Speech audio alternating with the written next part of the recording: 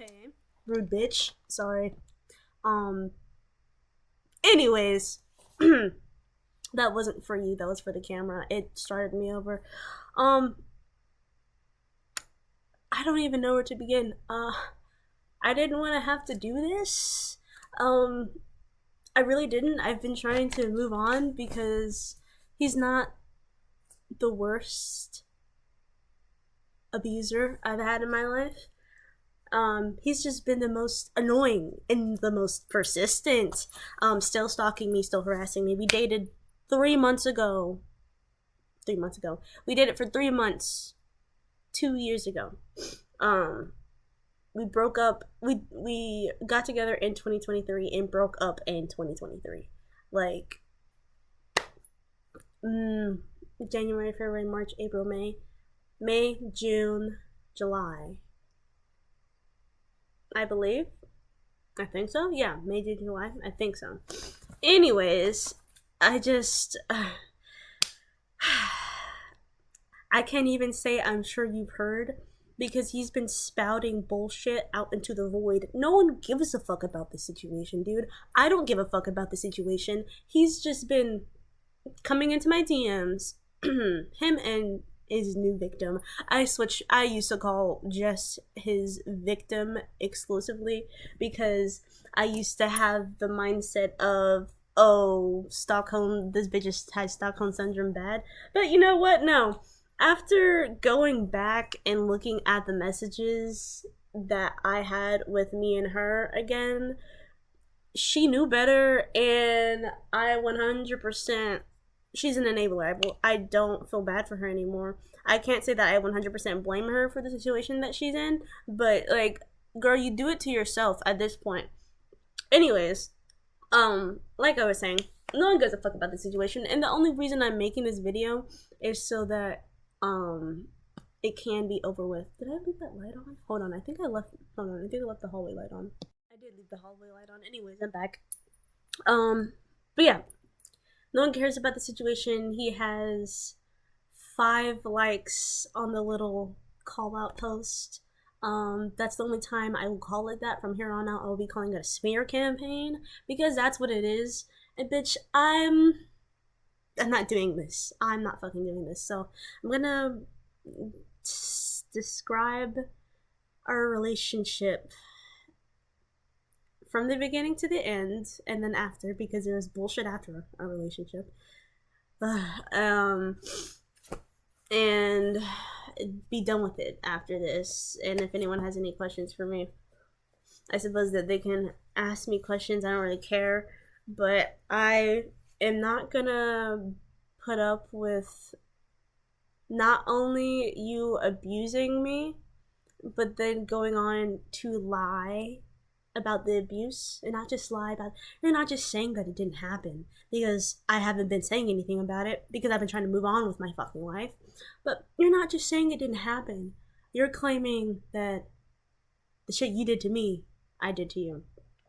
And you're not even saying all of the dirty stuff because obviously that'd make you look bad because it's a fucking lie. And maybe you knew this was gonna happen. I don't fucking know. I hope you didn't think I was just gonna take this shit sitting down. I don't know if you thought I was lying when I said I had all the screenshots that I needed, but the Instagram, I already finished making your dedicated Instagram with all of the screenshots that was necessary for me to post on there. Because a lot of the abuse happened off of texting, off of the phone, off of video call, because this was not an online relationship. He lived the city over. I bussed to his house. It took me like 40 minutes. Very short bus ride for me. But a lot of it I have evidence for because he not only apologized for a lot of the shit, a lot of stuff did happen on video call because it was a lot of abuse because he's a fucking freak. But I have my notepad of everything that happened because it was a lot that happened. A lot. I will be reading off of it for some parts, but it's mostly just so that I'm cohesive and had reminders of, because I didn't want to leave anything out. This shit's important. This is how thick the notes are. 19 pages. That's 19 individual pages. Let's count how many, 19 pages counting front and back. Let's count how many individual, that's what I meant to say.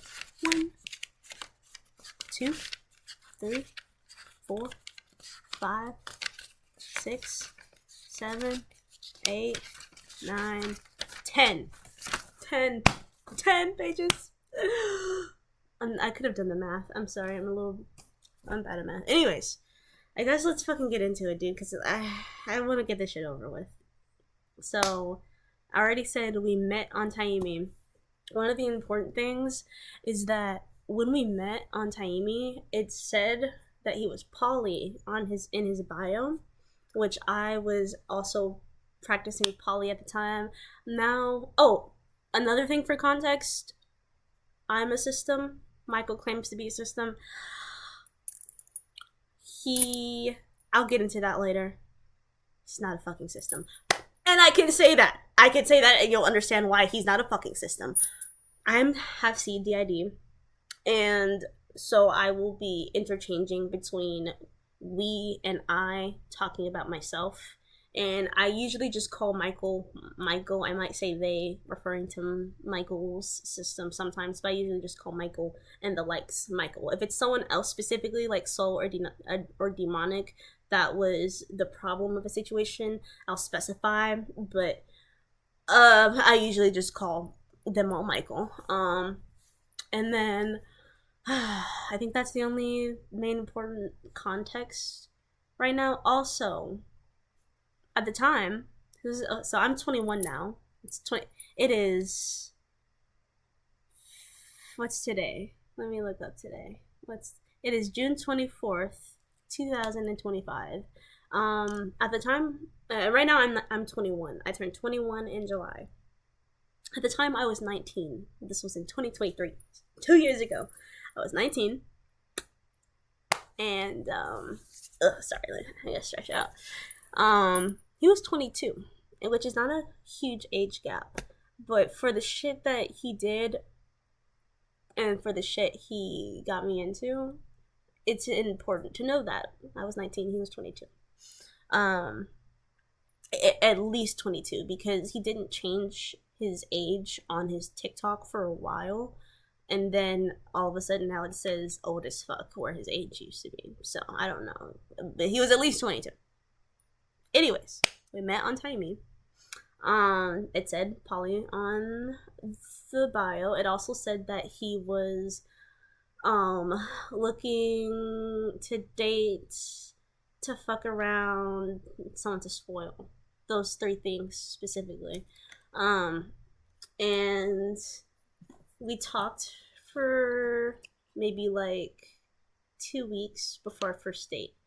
I mentioned that the poly thing and that he was looking for someone to date specifically because in his smear campaign he claims that I forced a relationship upon him, and that's also some weird shit that he was all of a sudden on when he had switched up on me at the end, out of nowhere.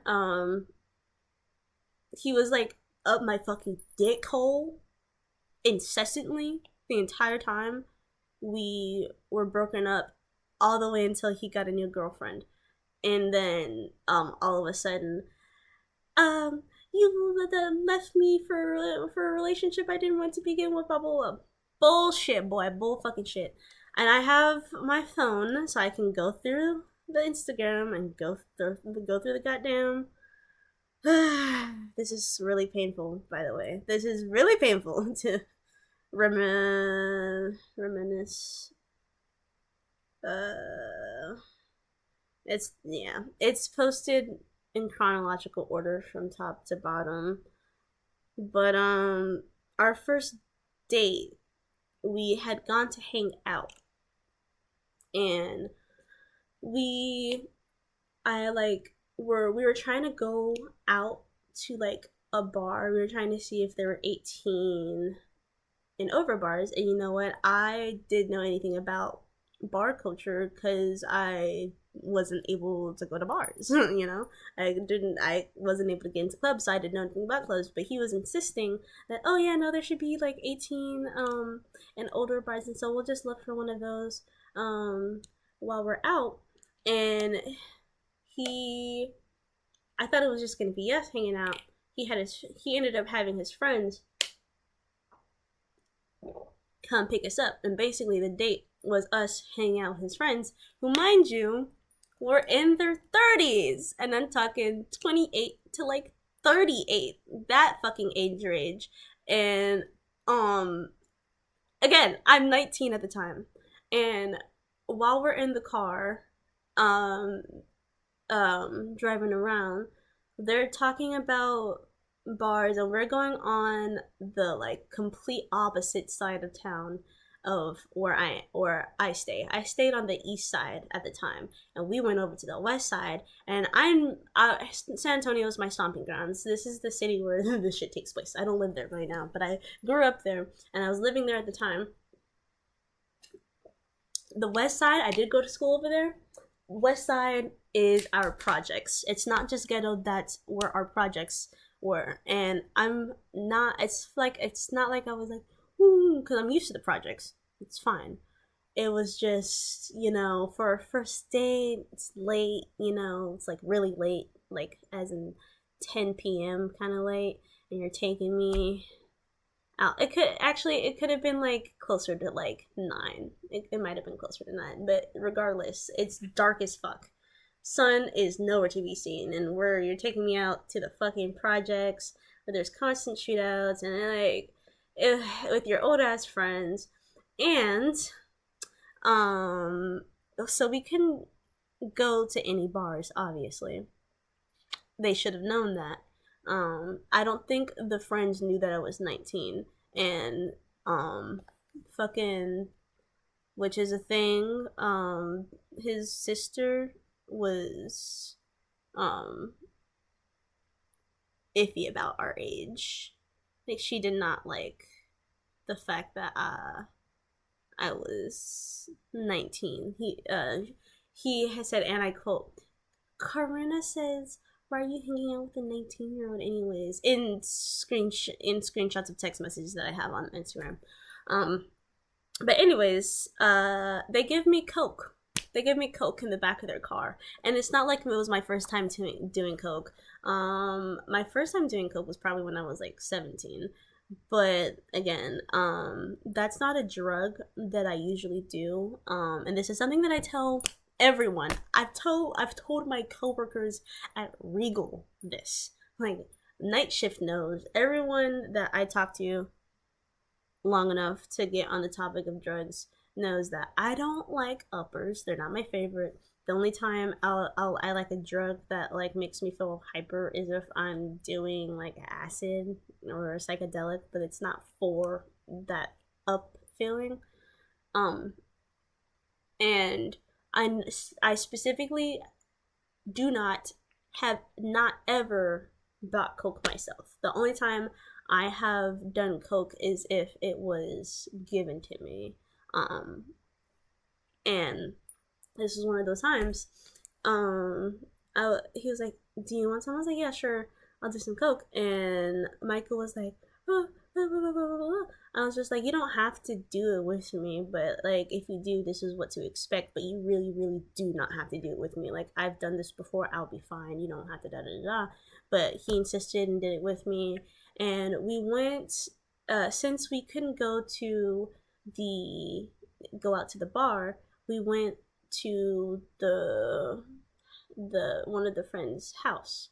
And it was a trap house, full on trap house. We didn't even go like in the house.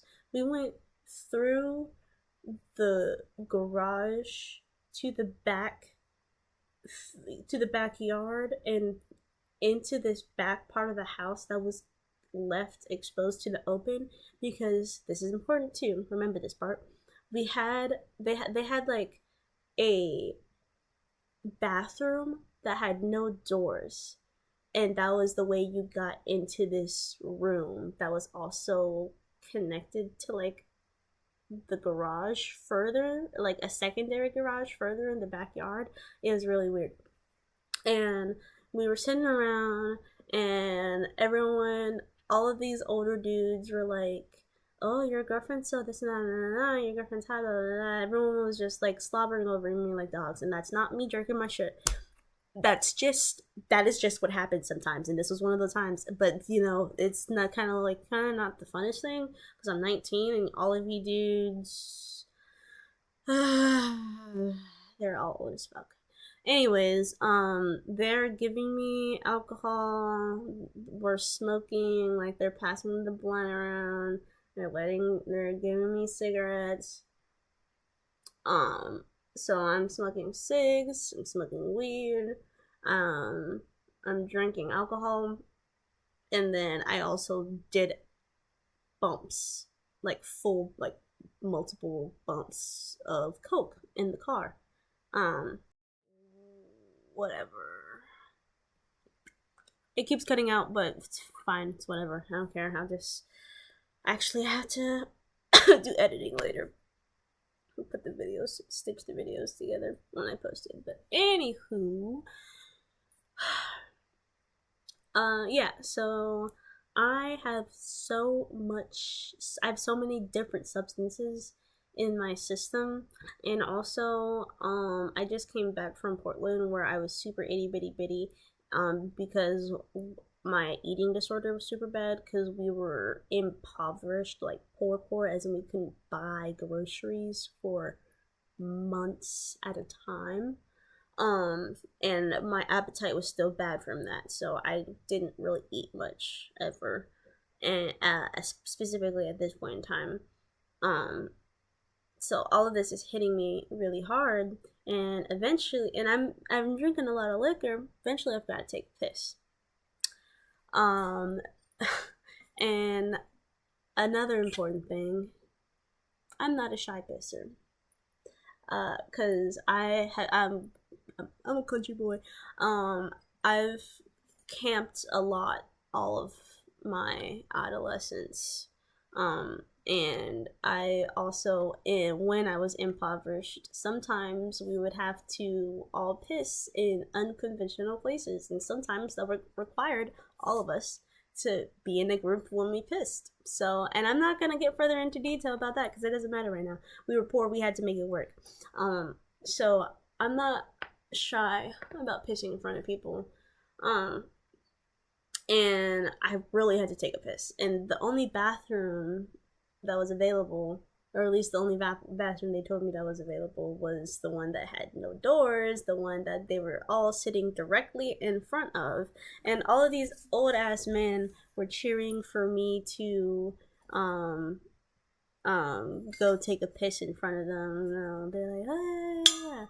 And this is the only good thing I will say about Michael this entire time, is that he was trying to not have me piss in front of them, and I was like, bro, I really had to piss. Can you like chill out? And I'm 19-year-old. Also I'm autistic, so or at least my specific type of my brand of autism, shit goes over my head, especially in social situations a lot.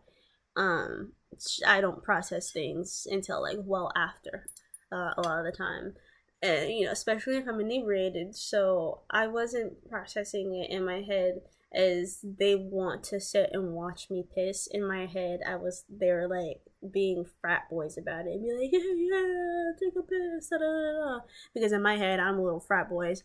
So I'm sitting here thinking that they're going like, oh yeah, take a piss. I'm like, bro, let me just fucking piss real quick. And fucking not thinking about in my head that what they see is a little black girl with long blonde braids, because I had braids at that point.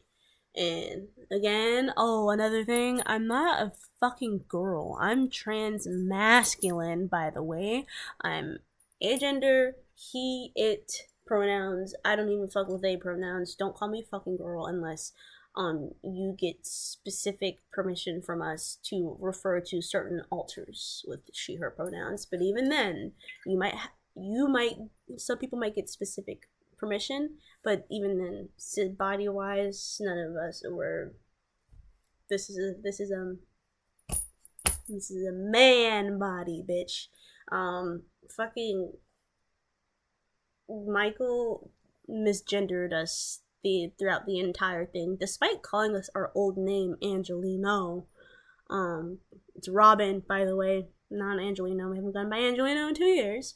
But I digress. Sorry, that was just another important part that pissed me off. Anyways, I digress. And when I did inevitably take a piss, he did cover for me.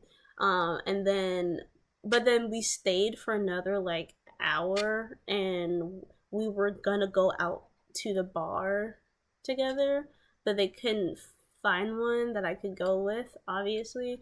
So they ended up being like, "Hey, we're trying to go to the bar, can da da da da," basically asking them if he could take care of his underage for drinking partner and send him home so they could go out public drinking.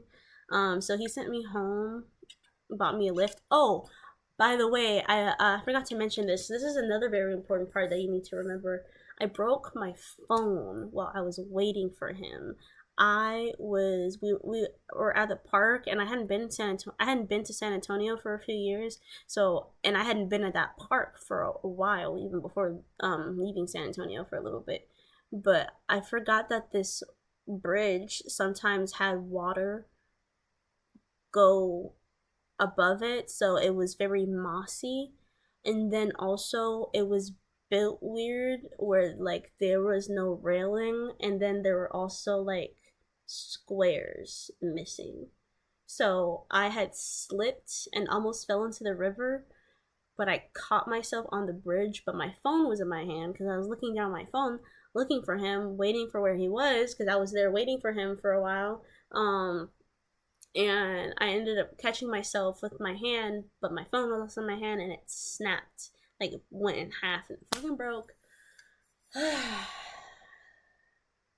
So I ended up waiting. I ended up waiting for him. It would have been super fucked up if like, I just like he ended up not finding him and got lost. But anyways, I didn't have a phone, so he sent me home. That's the first story. I need to take a fucking break. I need to take a breather because that took a lot. Took a lot. I need to take a break. Okay. Okay. So, the only thing I have to mention about our second date,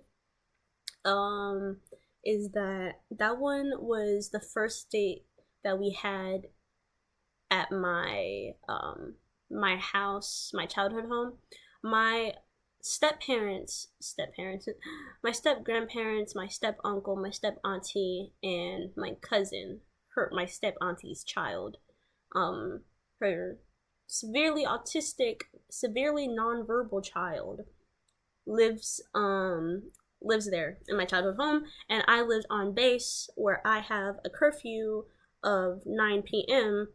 Not because my parents are like or anything like that. I was 19, but I also had lived by myself in Portland. Not by myself. I had people in my house, but I was the one on the lease. It was my apartment. So I had been working my own. I was a manager, had my own apartment and everything like that. I could go wherever I wanted. It was just that the gates to the house on base, or at least the ones that was closest to the house, they closed at 9 p.m. So if I was going out, I had to be back before 9 p.m. if I wanted to sleep in my own bed. Otherwise, I would have to sleep on the couch of my childhood home. And because of that reason, he also couldn't come to my house on base. And also because my mom didn't want him there, because she was like, fuck no, we have kids, no, your boyfriend cannot come to our fucking house. Which at the time I was upset, but now I can admit she was right about it, and I have told her that she was fucking right, because this motherfucker is fucking crazy. Anyways, Um, he and because I wanted privacy, we would usually chill in the shed. Now, this was our very second date and our very first date at my house. We got really high together because we get obviously he did coke with me. He also did shrooms with me. He smoked with me. He likes cigars. That is all shit he has admitted himself in the screenshots of the fucking da da da da I have on there. The cigars and the smoking part. Um, but we did coke and shrooms together. So no, we smoked on our first date. That was something we bonded over before our dates, and I got so high, because I was smoking some of my stuff, but he also let me hit his pen, and I got so high that I fell asleep in the shed, and I guess I felt comfortable because it was the shed of the house that I lived in. My family was literally in the house. And the walls were thin. If I was screaming bloody murder, they would have heard and came right now. Blah blah blah. He wouldn't have gone very far. If he was an axe murderer. Anywho, I mentioned this because when I woke up to him petting me. It was Virgil, specifically. That's his name. I was laying down like this, and I woke up to him going like, petting me, bro, in my sleep. Fucking creeper. Ugh, my fucking god. Anyways, and what does that say about me that I still dated him for 3 months after that? It says that I was vulnerable and he took advantage of that. That's what it fucking says.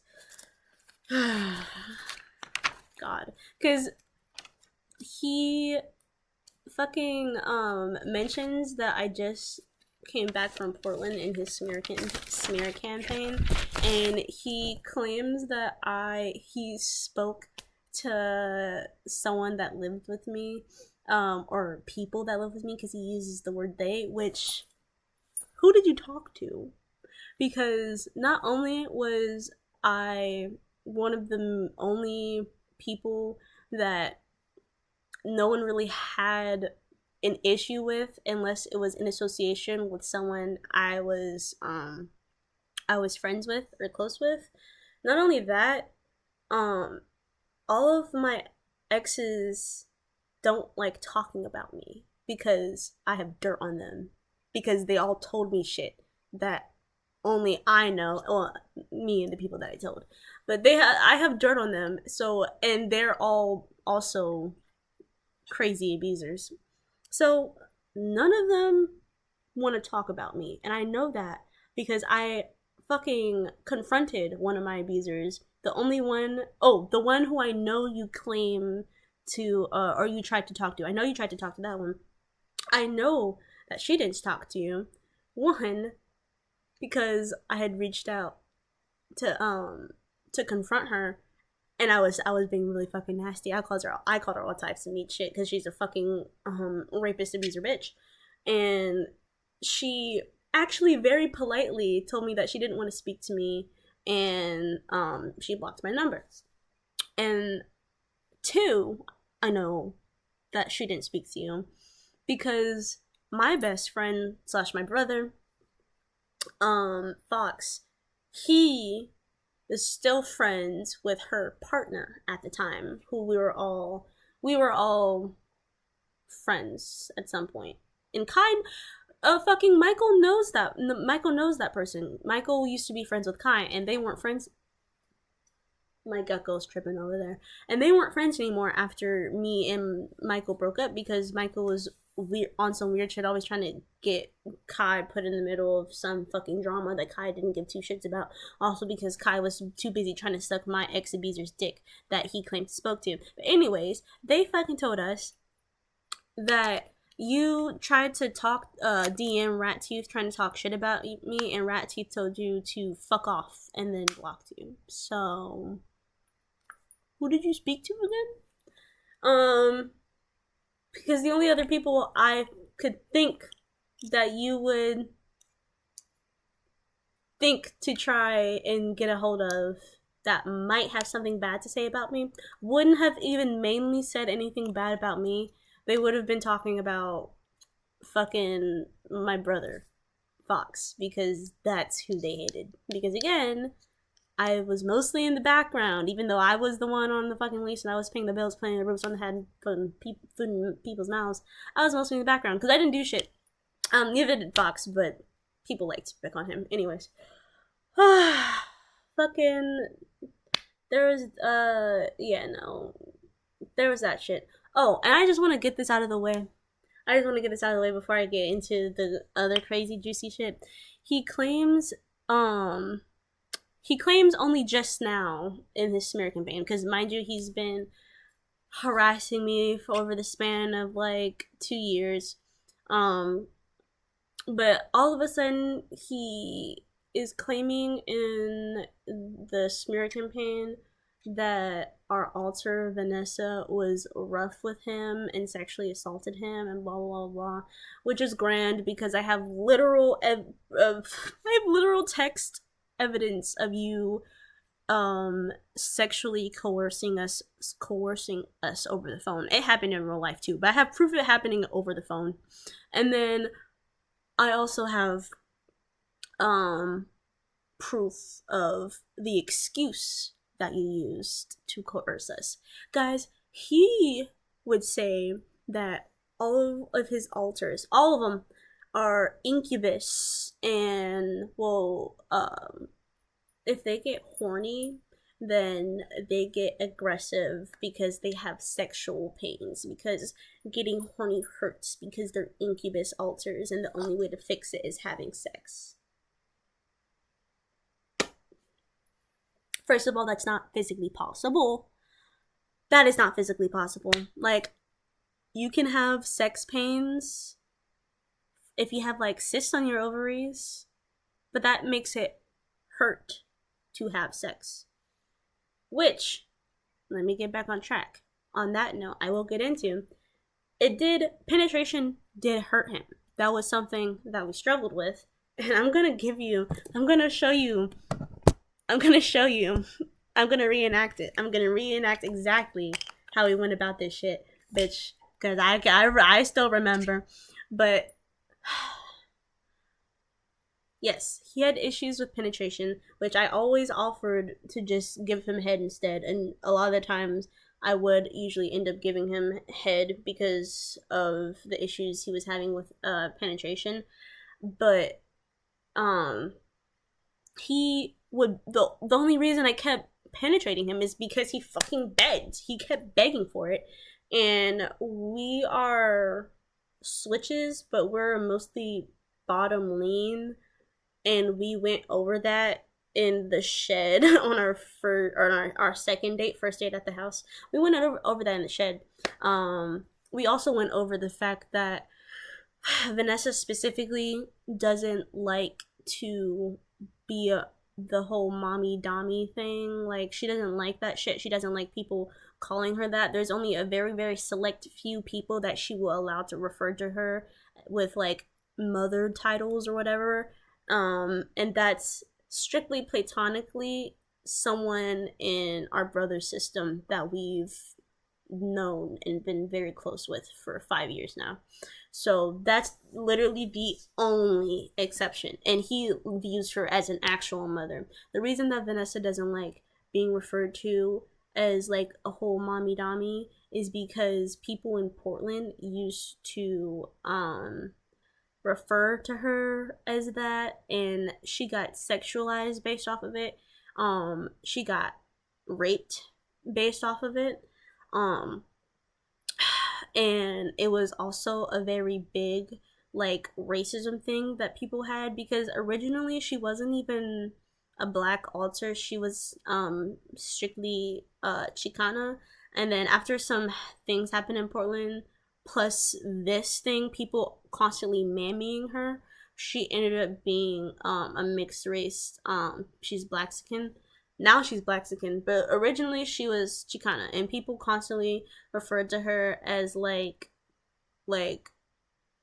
a mammy, basically. And it was literally to the point where one of our partners was insecure because they felt that their alter Lil was getting replaced as the black mother figure in the household.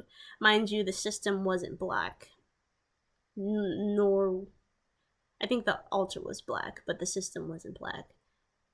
Yeah, and it was just fucking exhausting, and it makes her really fucking uncomfortable, which makes sense. Literally, I say her. I get it was her specifically that got raped, but you know it still happened to the body. We got raped because of that. So we don't like that. Sorry. And Soul would constantly he would constantly beg and badger her for it. Bitch, calm down. She's harassing me. I'm so sorry. She would my gecko's harassing me. It's her feeding time almost. But he would constantly beg and badger her to mommy dommy him, and it was a consistent like argument. It was Soul specifically that would beg and badger too, and it was it was a whole thing, and fucking he he compared her to this alter named Melissa in order to guilt trip her into it, and was like, well, in Inner World, Melissa doms me, and like she calls me her good boy, and like da da da da da da like blah blah blah blah. We do CNC and C, but we do CNC and da da da da. And then afterwards, she puts on cartoons for me and makes me a sandwich, trying to guilt trip Vanessa into doing that for him. And Vanessa was like, it's wonderful that she does that for you in Inner World. Great. I'm not going to do that. And he kept trying, and she would dom him, but he kept pushing for the whole like mommy thing. And so the whole claim that she was being rough and everything like that. First of all, I mentioned us being most bottom lane for a reason. Mostly for context and to highlight the fact that we're small, all right? We're like 140 pounds at our biggest, and most of it is in the chest. I know you can't see it because I'm wearing black and I'm slouching and I have baggy clothes on, but most of it's in the chest and like the calves and like, oh sorry, my dog was just on camera for a second, and like the ass and everything like that. But we are like 130 to 140, and he is like 260 to 300, in that range. I don't know exactly how much because he has gotten bigger, and that's like, obviously that wasn't a problem for me attraction wise because I dated him, but it's just like I couldn't really do much with him to begin with, and because I don't dom often, I don't have a lot of stamina or strength, or at least I didn't at the time, because again, I was 19 years old, and especially during that time I was exclusively bottoming when I was sexually active. So I didn't have a lot of stamina and strength. And he was a big guy, so it was a little hard to thrust to begin with, is what I'm trying to say. I'm not saying it's physically impossible for me to have been rough with him, but I struggled with him to begin with, is what I'm saying. And a part of the presentation I'm about to give you, we did 2 positions when I talked. He tried to ride me, but he got like self-conscious about like whatever. So he didn't ride me very often, if at all. After like the one time he tried, but if we were doing missionary, I had to go like really, really, really slow and really soft, which is fine. That wasn't a big deal. Um, I really don't. I'm not gonna give you the mission. I'm not. I'm not gonna give you the missionary presentation, but the other one is doggy, and this one is actually important. So I'm gonna present this to you. Am I in the camera? All right. So homeboy's kind of big, right? He had to be doggy most of the time. Oh, hold on. I took the charger off. Took off the charger. Get in there, bitch. Okay, so he had to be doggy most of the time because of the penetration issues and um because of missionary hurting him as well. So usually the hotel beds were big enough, just big enough for him to be able to bend over it and for the strap to reach, and for like me, I would have to like stand like this. Like, hold on, let me show you. My legs, I would have to stand like this. And so he'd be right here and I had to stand like this. And because of his weight, I had to be careful. So I like kind of like use his weight to leverage him into the thrust, but also because of his weight, he kept slipping, and we constantly had to stop because he kept slipping. So, and it would both because I had to readjust him, and he would have to scoot himself back up, and also because if he slipped too much, it would go too deep. So I constantly had to tell him to scooch back, to scooch up some. And eventually, I would just start hooking. He would have to take his socks off. I would have to take my socks off. And I would just start hooking his foot right here. Like, I'm trying to see, like, I'm not trying to show you on my feet, but it would be like this. It would be like this. His foot would be like this on my ankle, so that he didn't slip. And it'd just be like this, and I'd be like this, but I would end up going so fucking slow, and I would have to be slow and careful because if I went too fast, he would keep slipping, and I was getting irritated of keep readjusting him. And I don't feel bad about saying this because he's a piece of shit, but I was so bored back there from how slow and soft I was going that because, he was facing this way, he couldn't fucking see me. There was usually a mirror right there. The hotel bed would be right here. The mirror would be like this. And if it was Vanessa, she developed the habit of like checking herself out and like looking at herself in the mirror. And then if it was Ray, he developed the habit of like flexing, like checking himself out while he's fucking. Because I had nothing better to do back there.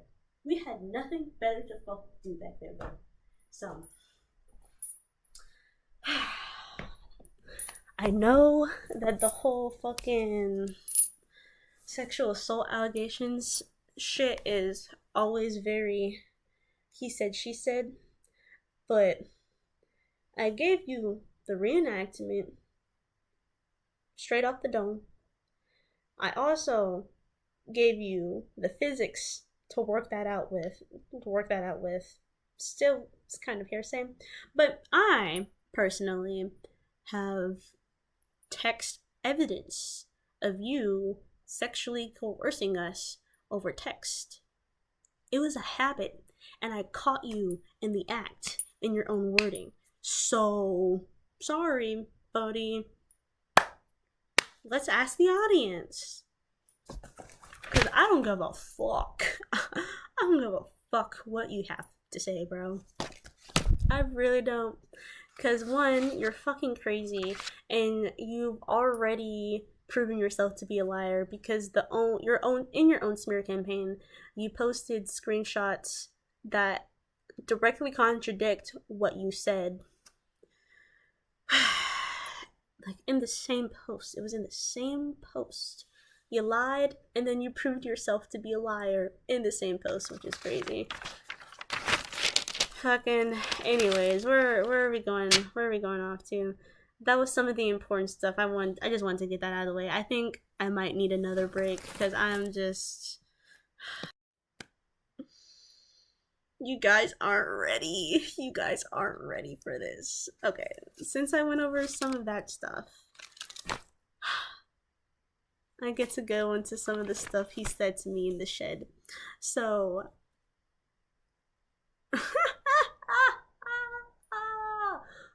Okay. Okay.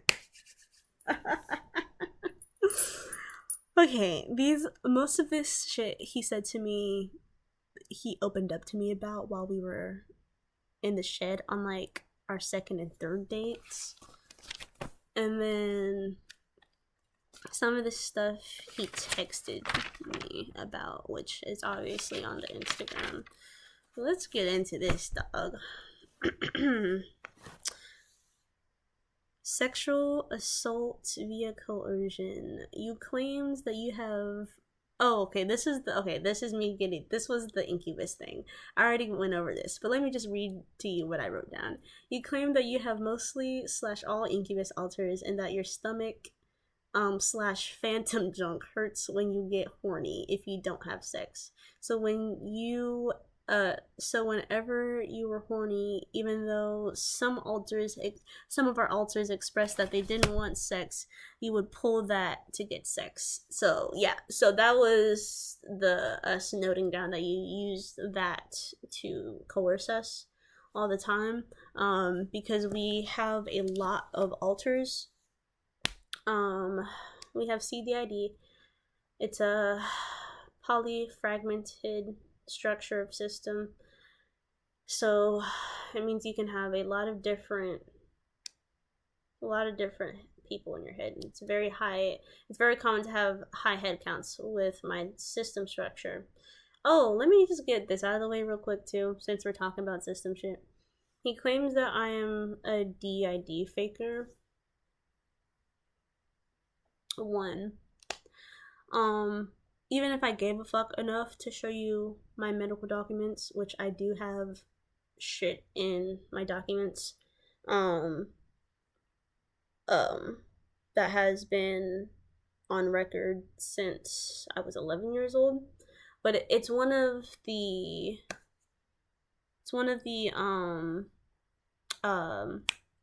disorders I'll only accept medical recognition and refuse on paper diagnosis, because I'm not gonna get discriminated against. I refuse. I do have my PTSD diagnosis too, because he claims that I fake all of my mental illnesses, yet he calls me a narcissist. So I can have NPD, but I can't have PTSD or DID or schizophrenia. Actually, I don't think he fake claims my schizophrenia.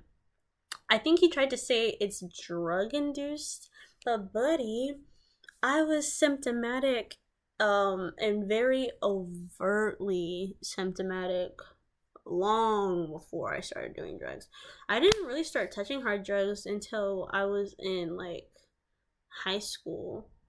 And I've been in the medical system getting at least trying to get psychiatric help. I've been in and out since I was 11 years old, and I've been showing symptoms since I was 8 years old for a lot of shit, specifically with the ID though. Anyways, it's really hilarious that he wants to try and fake claim me though, specifically because he claims that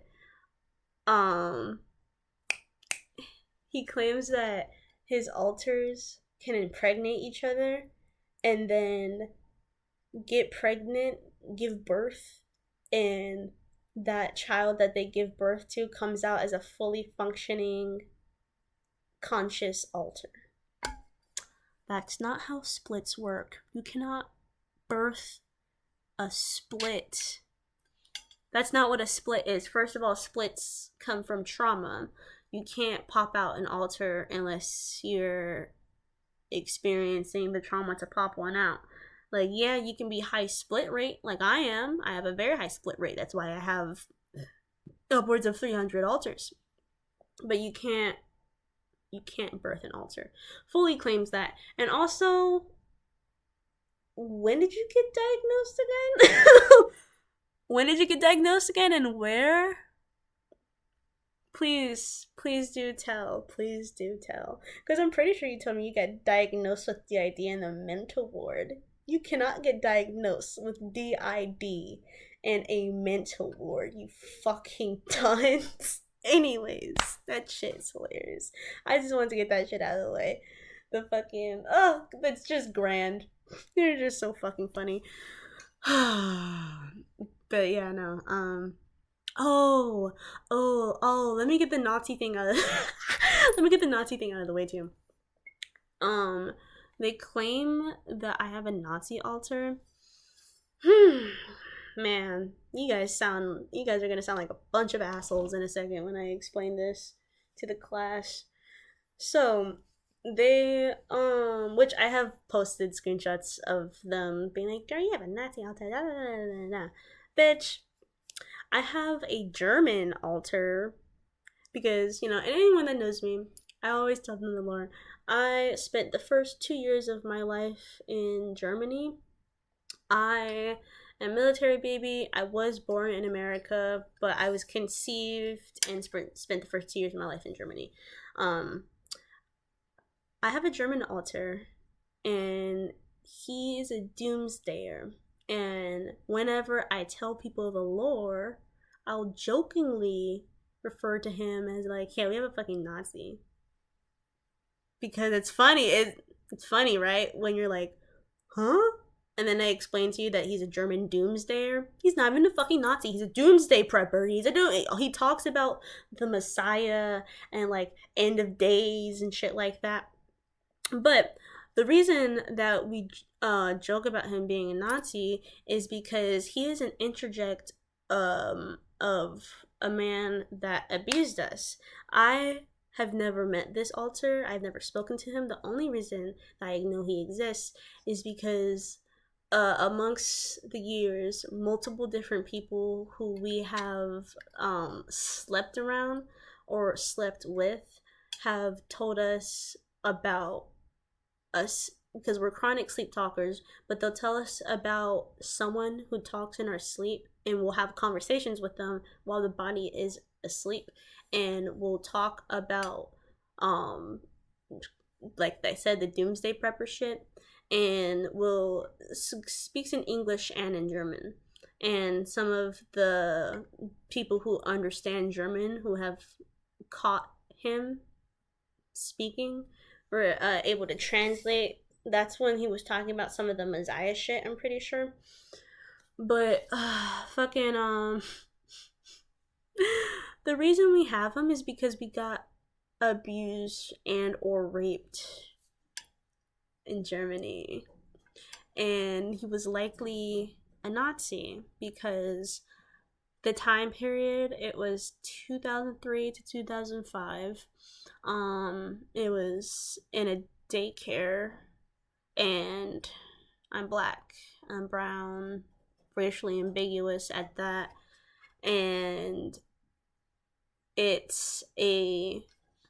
is a thing. It is a thing that goes on over there, and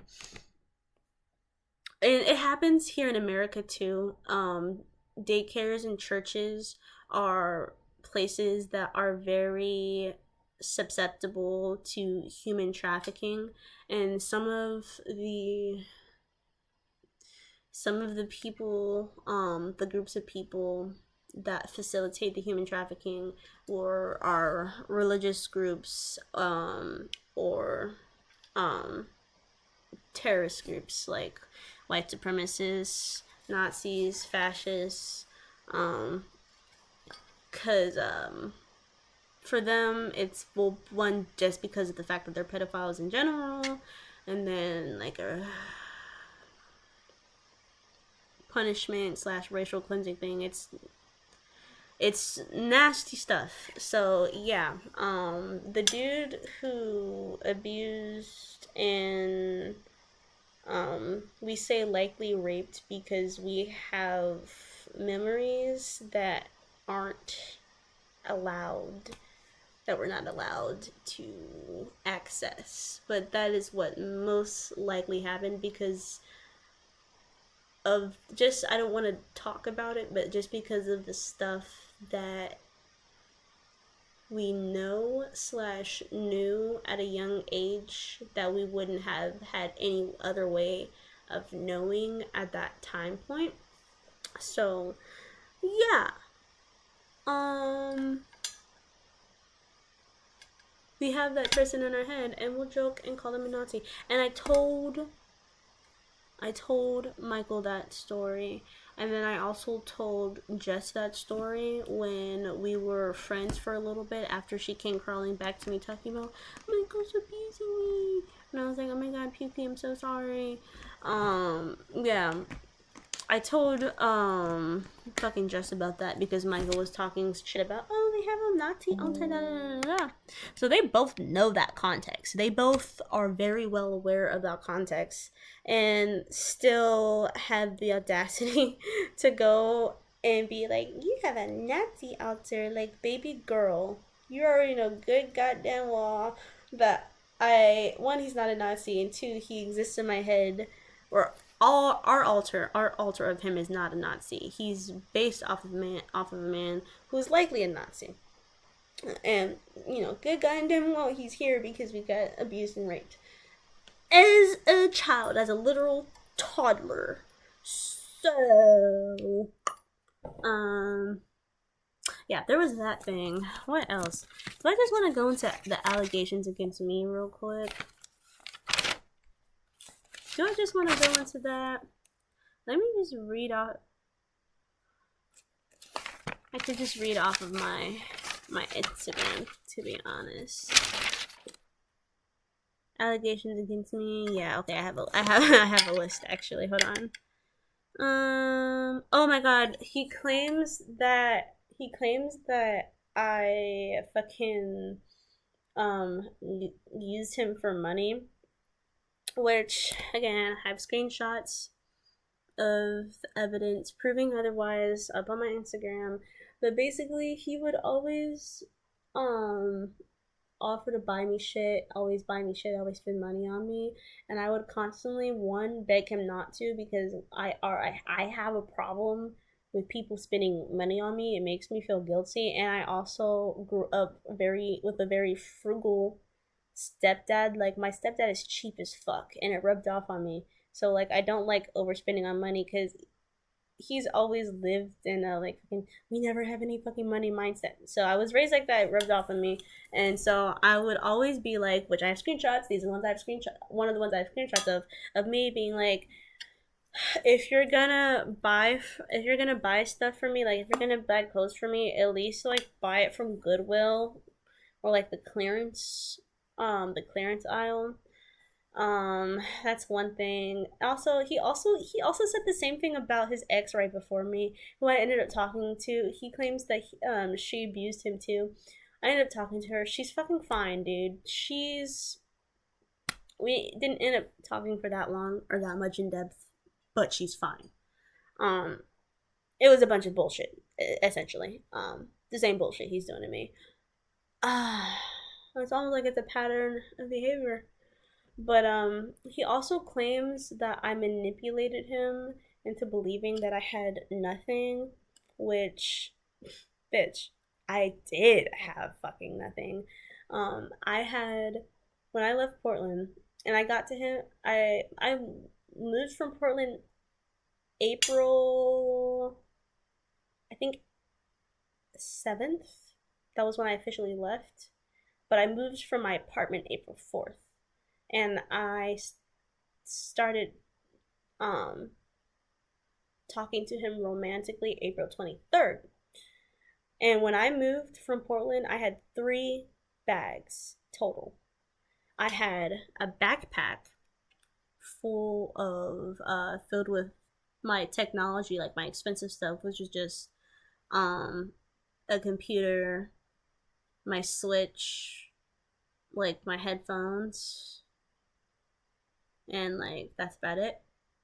And then I had a grocery bag, one of those reusable grocery bags with my wigs, and then I had a garbage bag of clothes. I had more clothes than that at the apartment, but that was all. That was the only clean clothes that I could find. The important stuff. I literally grabbed the essentials. I grabbed the important clothes, and it wasn't even that many clothing items. I think I had three shirts, two pairs of pants, like two jackets, like a dress, and that's it. That is fucking it. That is all the clothes I had. And then I got some clothes from my mom's friend, and I got some stuff. I got some like makeup from my friend Jada. I got some jewelry from my friend Jada. I can't really fit any of her clothes, so she didn't give me any of her clothes. Otherwise, she definitely would have. But that was all I fucking had. And he gave me some stuff too. And he claims that I manipulated him and convinced into thinking I had nothing. So I don't. He gave them to me, and then when we broke up, I tried to give them back twice. Once when we broke up, and then again after some shit when we were like fighting, I think. But he denied it twice. So yeah, I still have your shit because you denied it when I tried to give it back to you. First of all, it was a gift in the first place. So I didn't have to give it back if I didn't want to anyways, because you gave it to me as a gift. It wasn't, I didn't ask for it. It wasn't something to borrow. It wasn't something like that. And if you gift something to somebody, that means you give up ownership of that. These are my things now, hun. My shit, because you gave it to me. And then when I tried to give it back, you denied it twice. So I don't want to hear fucking shit from you. You had your fucking chance. And it wasn't even an ask for it. You didn't even ask for it. I offered it back. But regardless, yeah, no. He claims that shit. Keeps talking about the damn bat boots, which I do have that shit, by the way. I have it right here, actually. I thought that I didn't have these. I did tell them in some of the messages that I didn't have them because I thought that I didn't have these anymore because I wasn't speaking to my friends at a point in time for like a few months, and then some of the roommates left and they stole some of their shit. So I thought they stole my boots, but they didn't. I don't know where one of the boots is. I only have one of them. Yeah, bitch, I still have the bat boots. I'm pretty sure the cat's got a hold of it. I don't fucking know. It's not like I give a fuck about these. This is your sentimental item, right? Sorry about that. But yep, I have the other ones at the apartment. I literally do not even know where the other one is. It is lost in the apartment complex somewhere. Yep, I have that shit. I also have that. I've got the other bag you gave me. The purse, the cheetah print one. Sorry, not cheetah. The leopard print with the faux leather straps. That actually got stolen from me in the mental ward. I went to the mental ward in December after breaking up with you. It was a few months after breaking up with you, so don't give yourself too much credit. But I ended up going to the mental ward. And the nurses stole my purse and my fucking jacket, fucking whores. But yeah, let me get that purse allegation out of the way too. In your own smear campaign, you claim that you let me use the purse and put my stuff in it. And that you like gave it to me to use that day at Pride. Mind you, we were broken up at this point. Claims that he gave it to me. Bitch, you gave me that purse with this purse with this, you gave it to me because like it matched that. When we got together, when we first got together, like within the first week or two of us officially dating, you gave that shit to me. And I didn't come unprepared. I brought that purse, one, because it matched my outfit, and two, because I had to have somewhere to hold my fucking bus card and my wallet and my spare change and my charger, because I do not come unprepared when I go out to public. You're the one that has a habit of coming unprepared. Anyone that fucking knows you knows your ass always leaves the house in fucking dress shoes, fucking skinny jeans, and a corny ass fucking buttoned up t shirt that makes you look like a goddamn can of baked beans. Like, bitch, I don't want to hear fucking. I don't want to hear shit from you. We used to go on walks outside in this hot summer sun with you dressed like that, and I would constantly have to tell you to dress down so that you didn't burn up, and then you refuse to not dress down. You refuse to not go out with something cooler. You would always have to do your hair, always have to do your makeup when you knew we were going to be walking out in the sun, and then complain about how hot it was and how bad your fucking feet hurt when you knew we were gonna be fucking walking in the sun. It's like, bitch, fucking, I brought that fucking purse because I had it for months. And actually, it might have been this purse. No, it was the cheetah one because I was using the cheetah one a lot at that point in time. I'm pretty sure it was the cheetah one, but it doesn't really matter which purse it was. All that matters is that it was already in my possession, and you're the one who asked me to hold stuff in it. You asked me to hold your phone. No, you asked me to hold your portable charger and your pen because you didn't bring a bag. I don't know why you didn't bring a bag. Like, you knew we were going to be walking around at Pride, and you knew you were probably going to like want to buy something. So I don't. Oh wait, never mind. You're fucking broke ass. Spending all your fucking money on bullshit I told you not to spend it on when you're living off a disability. But regardless, you knew you were gonna have your fucking portable charger. I don't know why you didn't bring a bag. You know your tight ass skinny jeans never hold any of your shit. So you asked me to put it in the bag, and I had put it in the bag, and then I went and fucking I left because I had to catch my bus because I already mentioned the curfew thing. I had to catch my bus, and it was hot outside, and I was passing out from fucking heat exhaustion. So yeah, I was in a rush. Claims I was being rude. It was just fucking hot outside, dude. That's that thing. Let's see. What else? Oh my god, bro. He claims he was in Indiana when um when we first started talking, and that he was only trying to talk to friends. He was only wanting friends or whatever. I already went over the whole thing about what he wanted in the very beginning of this. But he was not in Indiana. He was already in Texas. We were talking on Taimi when he was in San Antonio already. And we went on a date 2 weeks after we started talking. You were not fucking Indiana, you fucking liar. I have screenshots with the dates to prove that one up on the Instagram. No, I went over the claims that he was poly thing. Claims I was all over them, wanted to kiss on the first day. I went over that part already. Claims I fled Portland and didn't pay rent, left the main person on the lease. Yeah, I already went all over that, like both like sporadically while I just mentioned it in general. I didn't flee Portland. I was pulled from Portland actually. My mother was sick of me calling her crying and being unwell and severely depressed.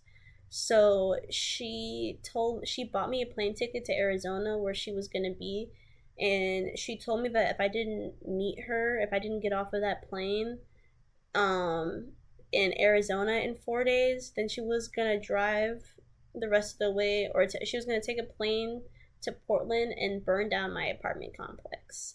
So yeah, I left. I called everyone who was living there at the time and told them I had to leave for their safety, and I did leave for their safety. My mom forced me to leave Portland, and I didn't leave the main person on the lease, bitch. I was the only one on the lease. I had gotten on the lease with my partner at the time, Zud. And but he, oh wait, no. She ended up blowing up. I was before we ended up getting on the lease together. So I ended up getting on the lease with this person in Cottage, but they ended up getting kicked out. Um kicked out is a word for it, but long story short, they ended up getting kicked out, so they left, and I was the only one on the lease. But we were able to pay rent, so they didn't say anything about it. Um, and they got kicked out like really pretty early into my stay there. I think they were only living with me for 3 months, 4 months, and I was on the lease. I lived at that apartment for like 2 years total, but I was on the lease for a year of me living there for 2 years. So that was my apartment, you slut. Um, let's see. Um, yeah, he claims I abused my roommates. I currently live with one of my ex roommates, from Portland. Fox, yeah, we're best friends. That's my brother. Um, and then we also are moving in with. Well, I'm at my dad's house right now. They're at the apartments. I'm not over there with them. Otherwise, he would be in this video. Um, fucking um, telling me shit that I don't remember. I think I have. I think I have a handle on it though without him. But um, and then another person that we used to live with in Portland, we're moving in together in a house that we are going to be renting and then owning next year. We are all friends still. We ended up not talking for a little bit after the move and everything happened. Um, but um, we all got back in contact like individually, and we've all been fine. Everyone else from that apartment abused me, so that's funny. It's funny you say that. Abused me and multiple other people, and also are very well known serial abusers, both in the Portland punk scene and the LA punk scene. Um, yeah, and in Georgia now too. They are both well known abusers, so we can, I don't know. Again, ask the audience. Fuck, dude. Claims to have asked about. Oh yeah, claims to have asked if I was okay during sex, and that Jess gets the same treatment. LOL. Jess told me you abused and raped her, and the ex best friend said, um, she said the. Oh yeah, okay. So he claimed that I was always soft and asked if you're okay. No, motherfucker. One time while we were fucking, um, you were going really, really, really fucking hard, and we were trying to move your hand off of us, like trying to push your hand off of us, and you fucking push our hand out of the way like this, and then held it down with your other one, and then went harder. So no, you did not. And also, Jess, I have screenshots up on my Instagram of before Jess ended up wanting to suck your cockle, I guess, or whatever. Um, Admitting that you raped her, admitting that you forced her to do stuff that you didn't want her to do all the time, admitting that you coerced her, um, and then also I literally have you on video call, on voice message. She was secretly recording you while you were tweaking out after you pushed her. I know you pushed her because she said, and I quote, he pushed me at the end of it. So what else? I went over the claims to spoke to Rat Bang.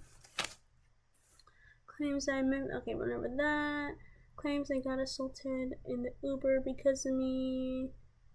Oh my god, yeah, he claims he got assaulted. Okay, he claims he got sexually assaulted in the in an Uber after I made him go home. That's a whole. Do I want to get into that story right now? I'll get into that story later because I want to go over the other stuff he told me first. But there was a situation where I made him leave my house to go home because he overstayed his welcome and did something super fucked up and weird and inappropriate. And he tells me later, while we're supposed to be like talking about the situation, that he got assaulted in the Lyft or Uber or whatever, and he claims that I was like so mean to him and that happened because of me. Like, no, bitch, you weren't supposed to be over that long immediate in the first place. You already knew that you were supposed to leave, and then you tried to, and you overstayed your welcome on purpose, knowing how late it was getting, even though I kept asking when you were gonna leave. You tried to ask if you could spend the night, and I was like, fuck no, you can't spend the night. There wasn't even anywhere for you to sleep. Even if I wanted you to spend the night, there was nowhere for you to stay. And like I said earlier, there's a nonverbal child in the house, and that's a fucking thing that's important, which you have to remember for later, which I'm gonna get into because I still haven't gotten into the craziest shit, you guys. Still haven't gotten to the craziest shit. But yeah, no, I was like, first of all, bitch, you did that yourself. You should have fucking left earlier. And even if that really happened, which I am suspect of him actually getting assaulted by lifts, because he told me when we were talking about this, I have screenshots of it. He told me that he got sexually harassed at this point, at this specific situation that he's talking about in my smear campaign. He told me he got sexually harassed and he described it. And in the smear campaign, he's saying that he got sexually assaulted. There was another time where he did tell me that he got full on sexually assaulted. But like, dude, you're getting your stories mixed up. And the only times you've ever told me you got assaulted and harassed both happened to be when you did something bad and you were trying to get sympathy from me and not be mad at you and shit like that. So that was that thing. That whole story is crazy, so just buckle in. Stay tuned for that because that's gonna come later. Yeah, I'm gonna get to that one later in the story. Then we can, okay. I went over that the mommy shit. I went over that already. Oh my god, let me go over the Corona thing. So he claims that Corona was weird to Soul. Alright, so we have a Corona Gorgon fictive, and Corona has he has like no of his fellow source mates in system outside from Ragnarok, but we don't talk about Ragnarok. And so he's always been like, oh, I'd love my friends again, especially because just the type of alter he is, because he's a trauma holder and a pain holder. Excuse me. And a symptom holder for some ugly stuff.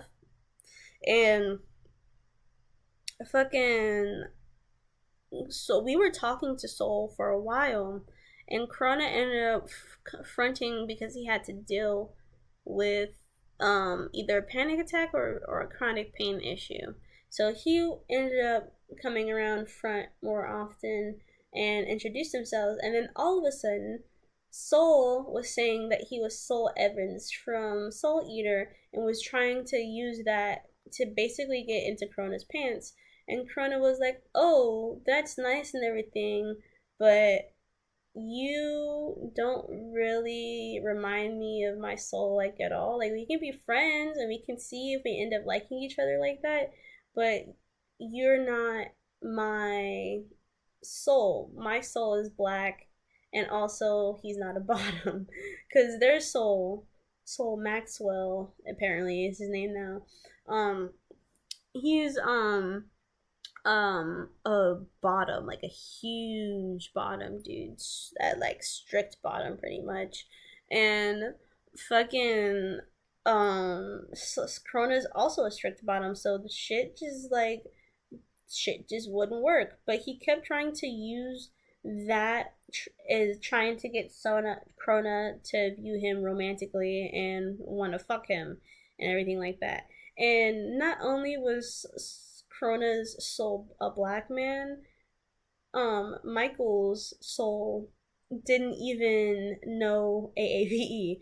Like, he constantly would get insulted when we would stay sub. Like, we told him, like, oh my god, you A. And, or we called him, we were like, oh my god, that's so cunt. And he thought we were insulting him. Like, he thought we were calling him a cunt. And we were like, no. It means, like, wet. Like, that's wet. Or, like, that's hot. That's fire. Didn't know what any of those meant. And they were like, it's like when you say slay. Like, slay. And he was like, oh, okay, slay. I was like, gringos, bro. Fucking gringos. I cannot. Don't piss me off. That kind of shit. But yeah, so he was just the furthest fucking thing from Krona's soul. And yeah. Yeah. I think I'm just gonna do a reading of the sexual coercion later on, because I have to get to the other crazy stuff first before I get to that, because that leads into because then we get chronological after that. I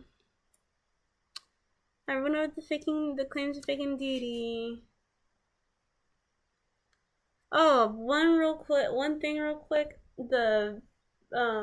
He claims that my uncle is a pedophile, and it's just like, okay, he says that because my uncle has, pictures of lewd anime chicks on his walls. And I can understand how that's daunting to some people. It makes me a little uncomfortable too. But if it made me uncomfortable to the point where I thought he liked kids, I wouldn't associate with my uncle as much. He also was like, "Oh, your uncle gives you ketamine and coke and shrooms and weed." Like, no. First of all, my uncle gives me shrooms and weed, which he gave you as well, because we did shrooms and weed that my uncle gave me. You gave me coke. I did ketamine in Portland, and I also would have done coke only in Portland if you weren't giving me, a 19-year-old, coke with your friends. But back to the pedo thing. Yeah, no. The reason he says that is because of the pictures, and then the most questionable thing my uncle has is a lewd sticker of aged up Nezuko, and she's not even, it's not even like, it's not even porn, it's not even a nude, it is a lewd of adult Nezuko, which she is canon adult. I still don't like it because most of the fucking series she's a kid, but it's not like my uncle has lollies. It's not like he has lollies in there. And so that was just one thing. And it's funny that he's trying to do that. Oh, your uncle's a pedophile, because he has his own skeletons in the closet that we'll get into later. We'll get into that. Okay.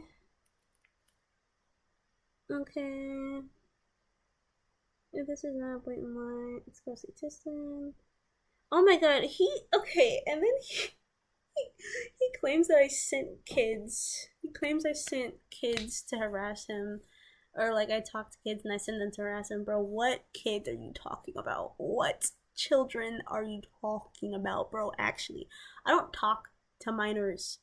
Period. I don't talk to minors online. The only minors I communicate with, interact with at all, period, in my life at all, are my family members, blood relatives that I'm related to, and teenagers at work that I'm forced to talk to in order to do my job. That is the only time I'm interacting with the youths. Alright? I don't fucking talk to kids. What? Who? Let me know who I'm sending to harass you, buddy. Because I don't even talk about you online. The only time I talk about you online is when you're doing some fucking bullshit and you want my attention and you're fucking harassing me. Other than that, I forget you fucking exist, dude. I don't even talk about you in the public or in the privacy of my own home with my friends and family, because when you're not doing bullshit, you are gone. You're of my past. I don't care about you, bro. And also, I have all of this shit buried, usually, for a fucking reason, because this shit's very traumatizing, so I don't like to think about you, dude. I don't like to think about you. You hurt me really bad. You hurt all of us really fucking bad. And anyways, let me get on with this shit. Let me get on with this shit, because I've got some dirt for you. Things you tell. Actually, it's break time. I need a break. I have a headache. Okay, I'm back. I've smoked some and I'm ready to rumble. Alright, let's get into the shit he told me. So, or let's continue, because I started a little bit already. Oh my god. Actually, I don't even think I really need to go through this list. I got some shit off the dome already. So, he told me, let's get the crazy shit out of the way. He told me that when he was in the hospital he was in the hospital for getting assaulted by his older brother.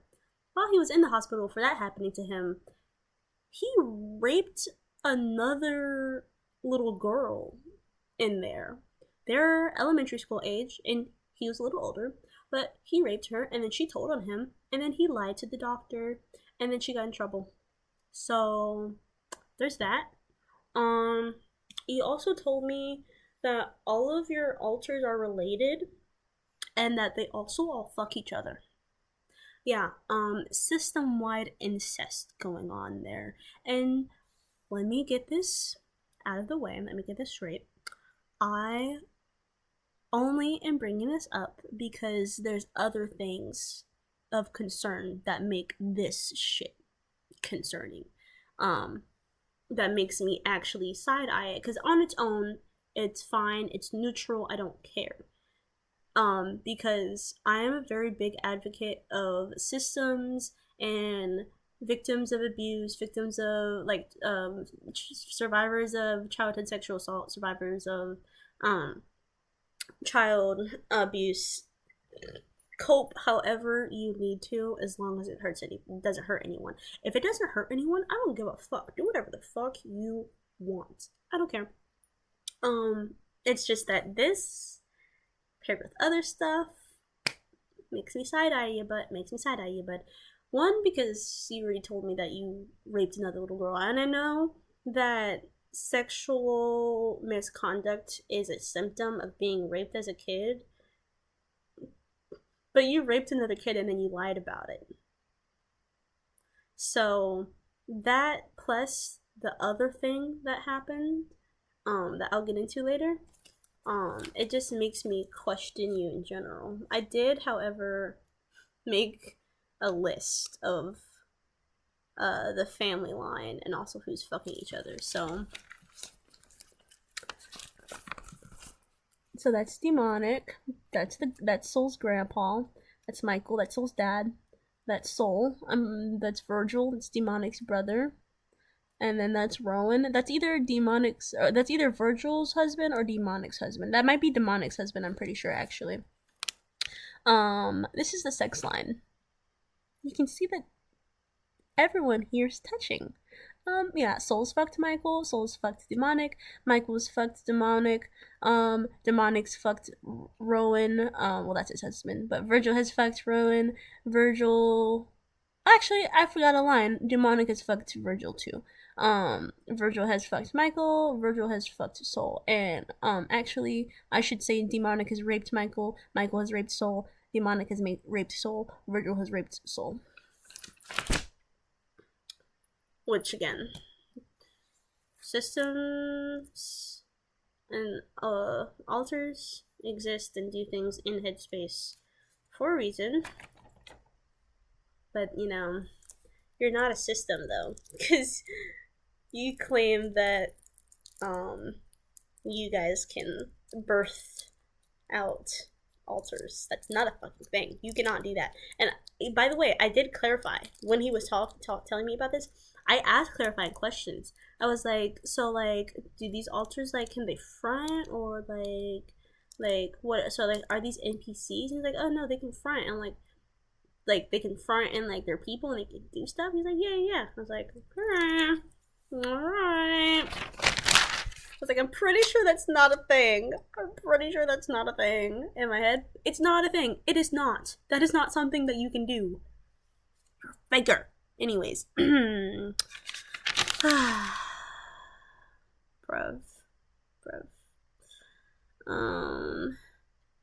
Yeah, that's the hospital thing. Oh my god. We're getting into the hotel part already. What's first? Actually, let me read you what I wrote down first, because this is actually some good shit, methinks. Remember when I said I broke my phone on the first date and he had hypersexuality issues? Yeah, phone was broken for most of the relationship until I used my siblings' busted phone the last month of it. We were in hotels all the time because he constantly wanted to fuck. I got tired of doing it in my shed, and I wanted to spend quality alone time with him. I was alone with him in hotels with no phone every other week. Shit went down. Little shit first, though. He bought both of us pens constantly. Like, I only mention that because he wants to try and call me, like, an addict and everything like that. He was the one that was constantly fiending for THC. And yeah, I have my own issues. Like, admittedly, and this is something I talk to people about all the time openly. Like, even my managers know this. I'm a high functioning alcoholic. And I also have a weed dependency. And it's because I was unmedicated for my entire adolescence, and that was how I chose to medicate. And so I smoked weed and I drank alcohol so that I didn't do harder drugs and so that I didn't kill myself. That's why I do what I do, Michael. You, little mister, I'm on disability and I don't want to get a job because none of my jobs will let me keep my face piercings. Whatever. I don't know what your fucking excuse was, but your weed dependency was fucking crazy. And you want to talk about people supplying me stuff when I was 19. You bought me alcohol and pens all of the time, dude. All the fucking time. And you bought me shrooms. He would get, oh my god, I mentioned this because he would get manic and start acting, oh my god, he would smoke the cake pen, and then he would start acting fucking crazy. He would start talking about, oh, I'm a serial killer in the inner world, you know, I can just kill you, right, blah, blah, blah, you know, I'm a rapist in the inner world, right, because Soul is, like, a rapist, serial killer in inner world, and whatever, and he would get crazy, start talking about that, and he would be jumping all over the bed and everything like that, and jumping over the fucking room. It was fucking insane. Demonic would randomly give me the fucking silent treatment. Oh, that was the fucking thing. I went over that. Yeah, when he was going too hard and we were trying to push us off of him, and that happened in the hotel. Oh my god. Now we get into this is one of the things I was telling you to hold on for. So remember the questionable around children. Remember everything I've said about their incest and rape and things going on in the system. And remember what I said about me not having a phone. So at this point in time, we were going to hotels a lot because again, his hypersexuality thing, and his I'm an incubus, always wanted to fuck. So we were going to hotels a lot, like every week, every other week, going to hotels, and I didn't have a phone. The every the never when we went to a hotel did I have a phone. The entire time we were going to hotels, I did not have a phone because it broke, and I can't be alone with my thoughts for too long. It's like the ADHD, and then like sometimes it's like because of like the depression and whatnot, but just in general, I need stimulation. And the TV wasn't working at this hotel because we were going to super cheap hotels, and um, it was either not working or they didn't have a TV. I don't quite remember, but I asked him if we could watch something on his phone, and he watched something on his YouTube, and he pulled up his YouTube, and what came on his phone, on his homepage were the free full episodes of Made in Abyss. And if you don't know what Made in Abyss is, it's child torture porn. That is basically what it is. I couldn't even tell you the plot because I was too busy trying to look away and physically, violently reacting to it. Something I will mention for context, like he didn't necessarily have this context at the time, but it doesn't matter whether or not he had it because why would he show me that? Okay, okay, one thing at a time. The way that our autism works, we have hyper empathy specifically when it comes to media we consume. So if I'm watching something, like the music, the acting, it doesn't matter if I necessarily feel anything or wouldn't normally feel something for that. Like, or like if I'm watching it, my brain interprets it as it's happening to me or I'm actually there. So, like my brain doesn't process that the emotion, like the reactions I'm getting, aren't because of a real situation the same way that other brains do. So for me, when I watch stuff, especially gore, it like it I can physically like feel it almost. And fucking he tells me that it's a horror anime and he says that it's like the Promised Neverland when he asks if I wants to watch it. And I'm like, I have no idea what this is. I've never seen it before. I've never heard of it before. No clue what it is. He tells me that. I'm like, okay, sure. I like horror. I've never seen The Promised Neverland. I have it on my watch list, but I like horror, so yeah, sure. Let's watch it. And it's not. It doesn't even take getting to the halfway mark of the first episode where I'm begging him to turn it off, and like I'm I'm like I'm squirreling like squiggling on the bed like this and like hiding my face from it, and I'm like actually gagging, and I'm like physically reacting to it really bad and begging him to turn it off, and he's fucking laughing while showing it to me. And I'm being 100% dead ass about wanting him to turn off. And by the way, it's because I don't have a phone.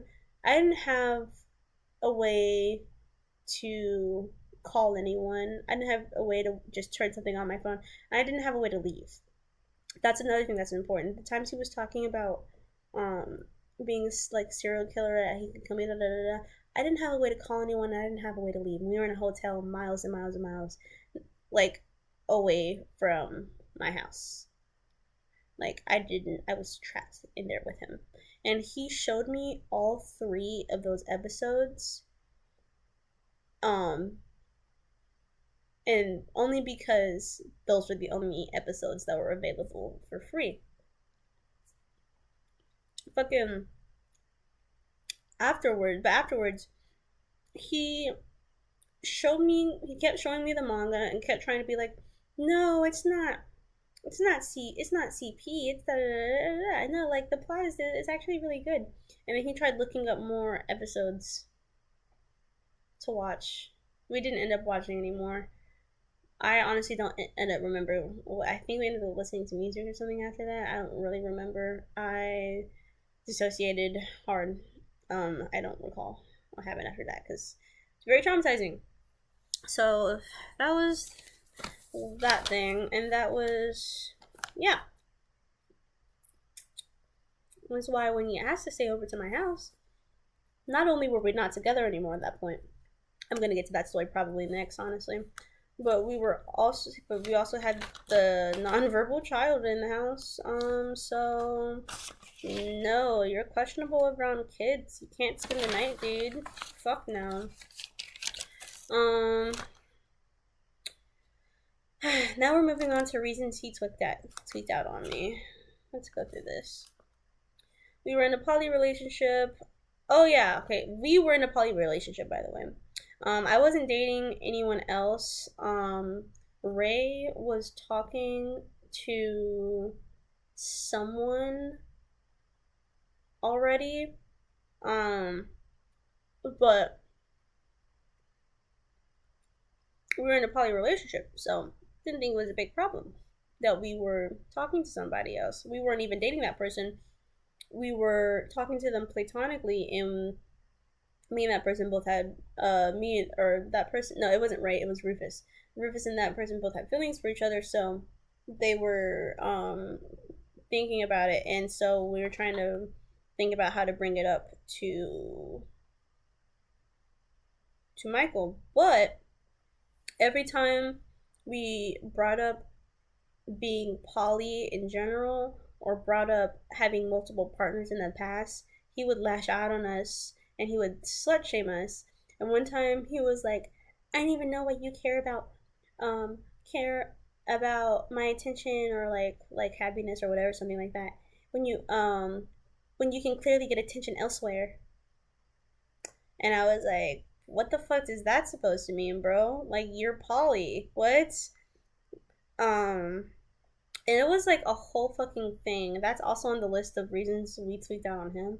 We ended up getting irritated about it because um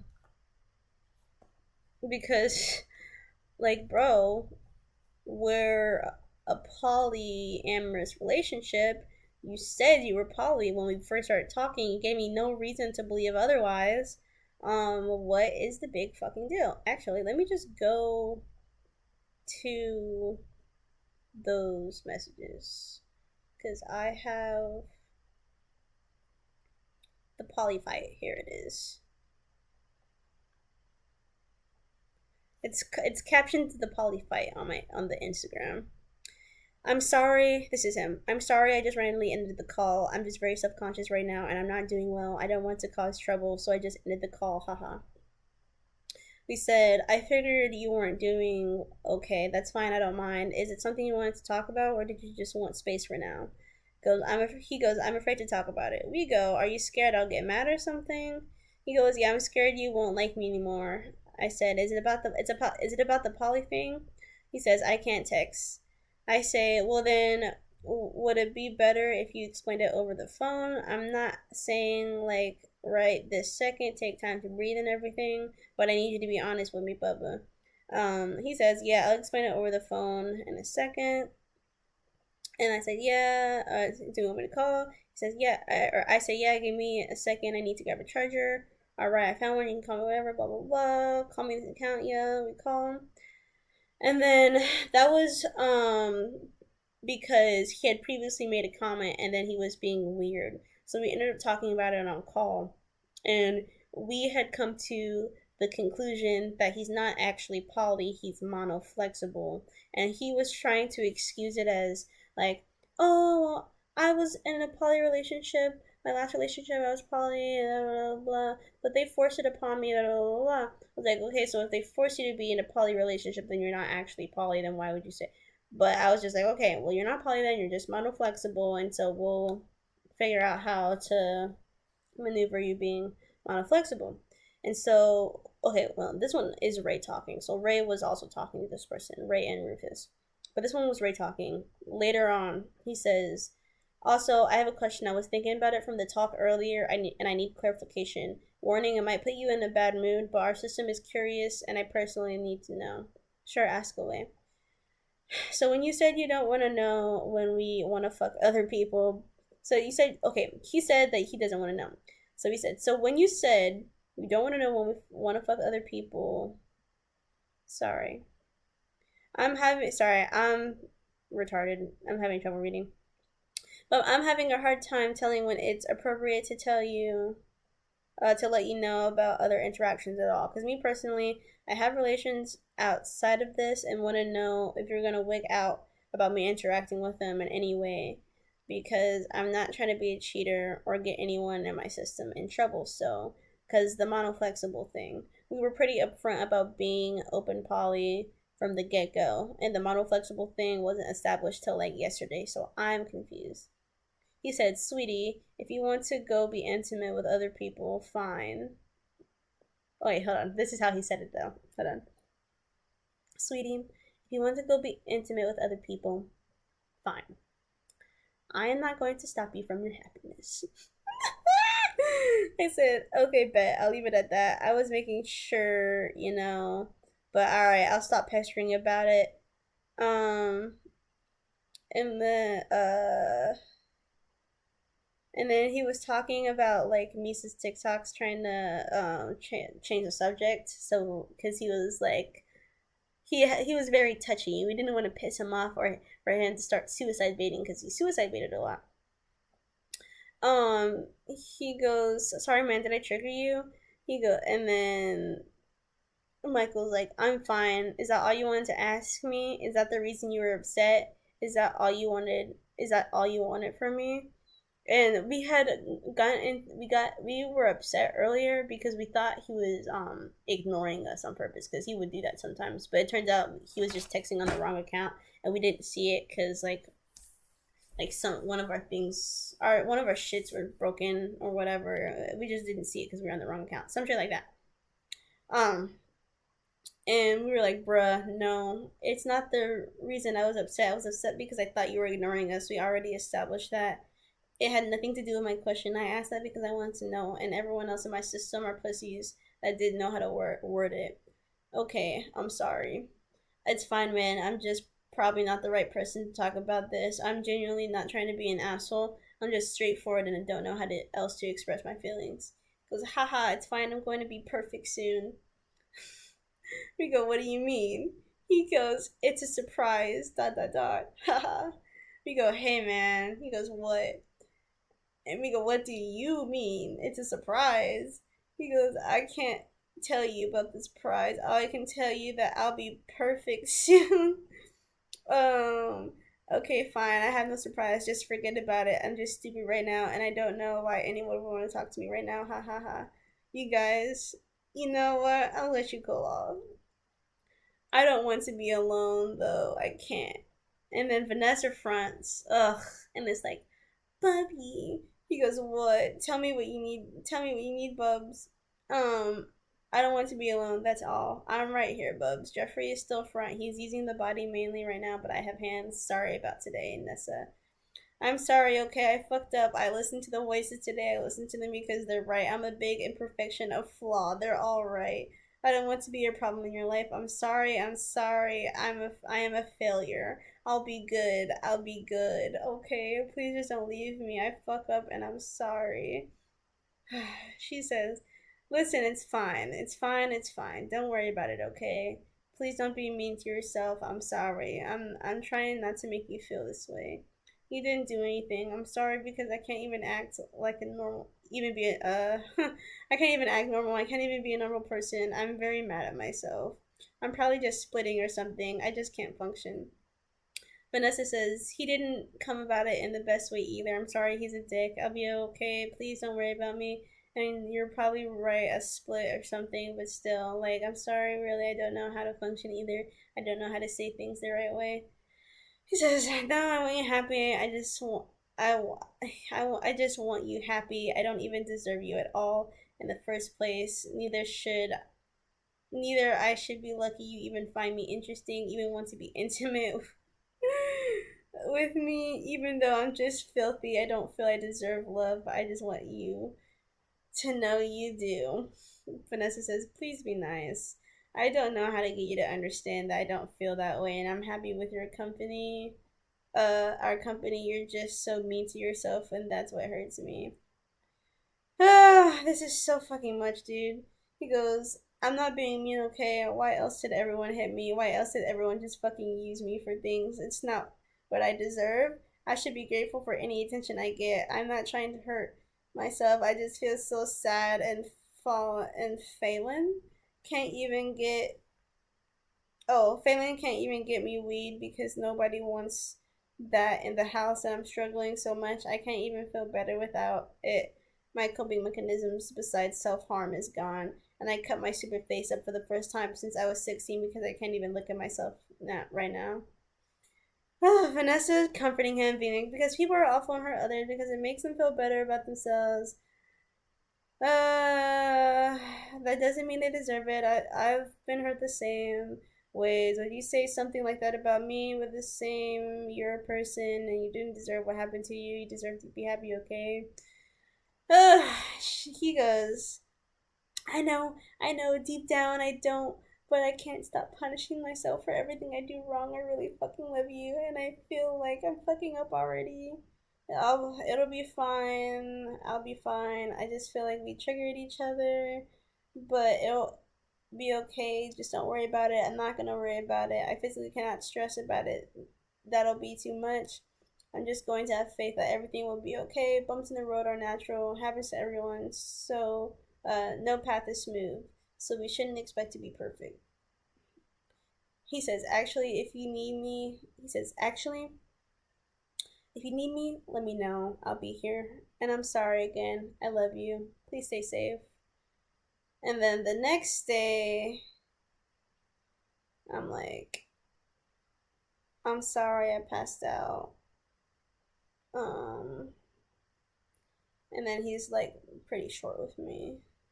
Oh, he says, it's fine, no worries. The only reason I deleted that message, honey, was because I know you needed some time. I just asked basically if you wanted to smoke with me to feel better, but it's not selfish to me, so I gave you a more less selfish reply. So, yeah, there was that. There was that was the fucking fight of over us being poly. That's how that shit went. He ended up turning it into fucking that. So much so to the fucking fact that I forgot that's what I was even talking about in the first place. Like, oh my fucking god, bro. Ugh, what a fucking headache, dude. Okay. I would. Okay, so he would get mad at me for taking too long to text back, and not in a why aren't you texting me back? Not like that exactly. He would send a bunch of nasty messages and then unsend them. Be like, you don't love me. Ah, I knew it. I'm just a da da da da da da da. Or it would be like pointing at me like, I let you in. You treated me this way. Da da da da da da. And then he'd unsend them. And because after the first few times, I was like, bro, chill the fuck out. And so he would start doing that and then unsend the message, but we'd still see it in our notifications. And he knew that we would still see it in our notifications because this happened multiple times. Some alters didn't want to fuck him or be romantic with him because they didn't know him. The Soul and Corona thing. I already went over that. After a lot of his bullshit, we grew distant and he got mad. We weren't responding to his lovey dovey shit. We grew emotionally and sexually distant. Yeah, so we had grown distant, and that was what ended up leading to the breakup because he kept doing shit like that. He kept doing the whole tweaking out on us, suicide baiting us, threatening to self harm, and um just really being up our asshole. And he like sexually coerced us a lot. So we grew emotionally, physically, and sexually distant with him. And then so after he would ask it, and we would have conversations about this. He would be like, "Oh my god, there was a specific thing that happened to, like, it was all of that stuff, but then there was this specific thing that happened that actually made us start taking space."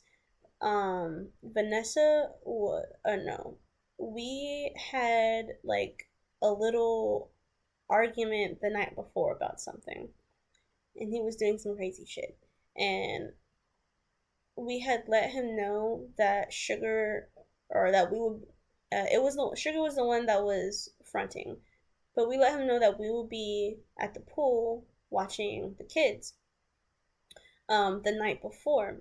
And so while we're at the pool, he starts doing the thing where he sends us messages and everything like that, and then deletes them. And fucking Sugar has enough of it, and it's just like, bro, stop deleting your messages. And when she gets home, she rips into him about that shit, over voice messages. And he like apologizes and everything like that, and she's like, thank you, like, I'm sorry that I know I sound scary and mean or whatever, but like, I just feel like no one in our system feels like they can talk to you because you keep threatening your life and blah blah blah, but I'm worried about my system because you're being detrimental and stuff like that. But that's pretty much how that went. That whole argument is up on my thing. It's called the pool fight. I think I believe there is two parts. The pool incident. Yeah, the pool incident part one, pool incident part two.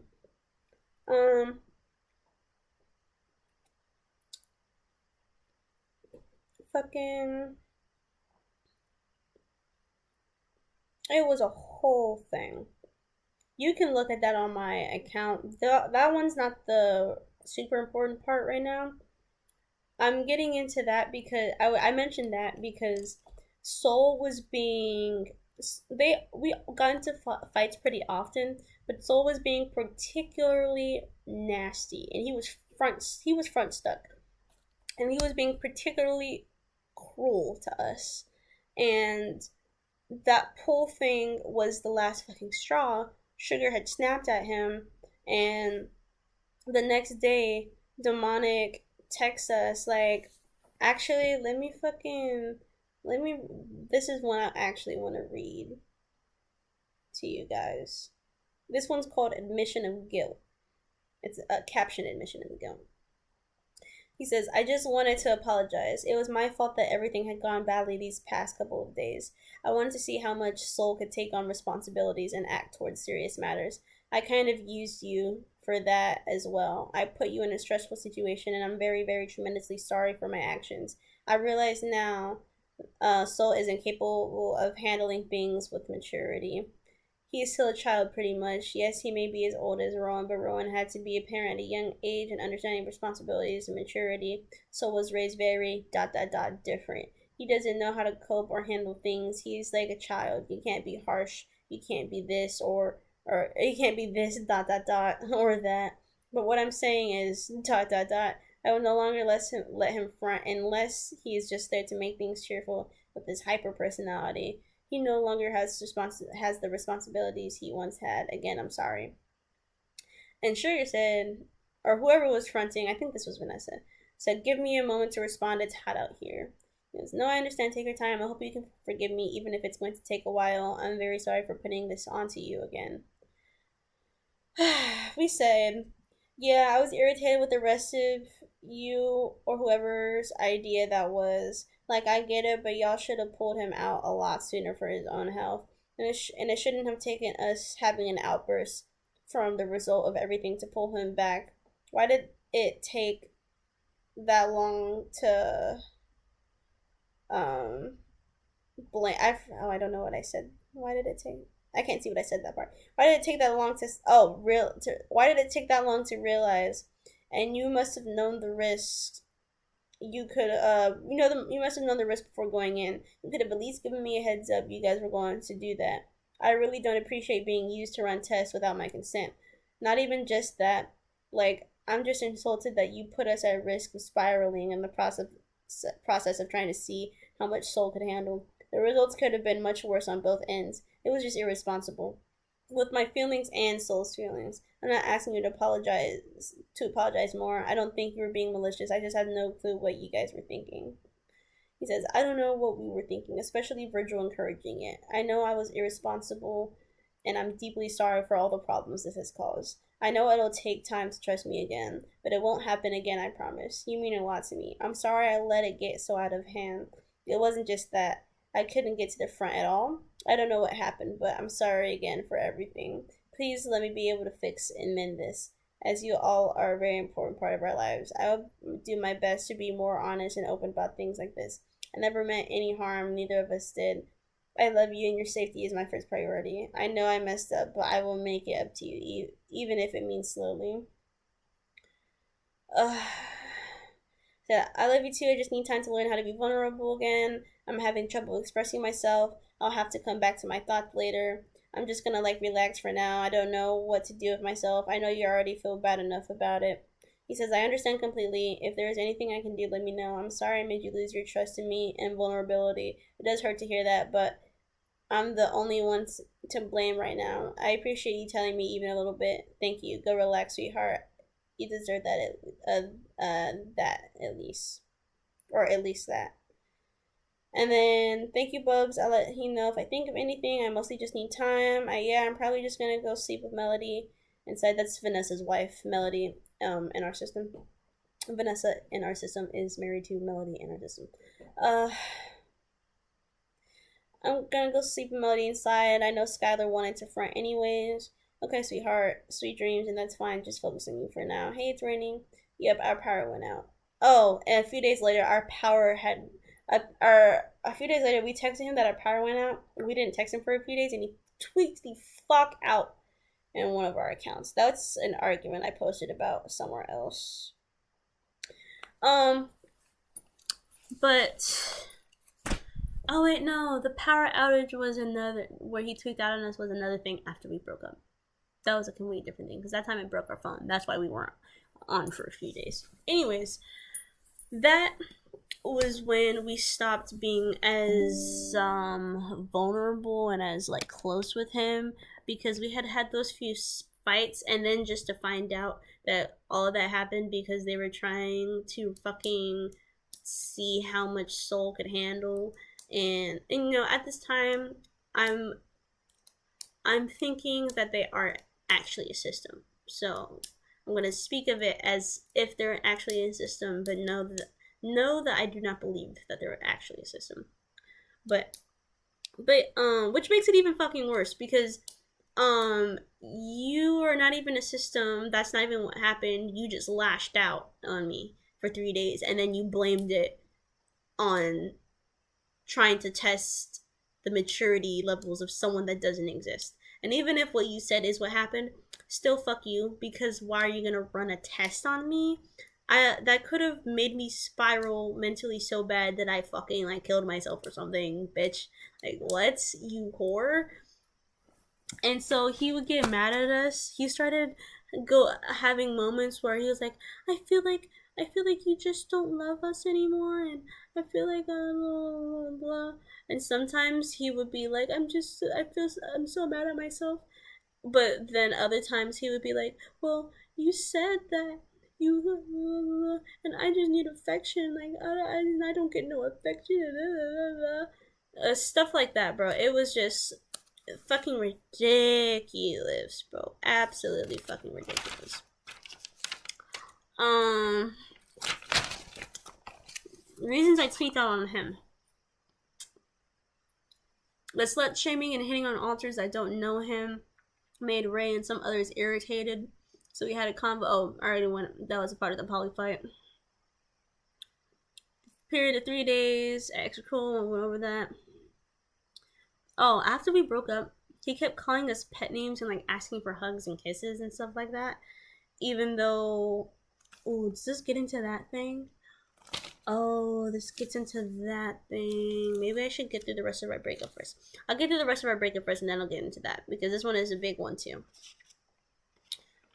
That's the pool part.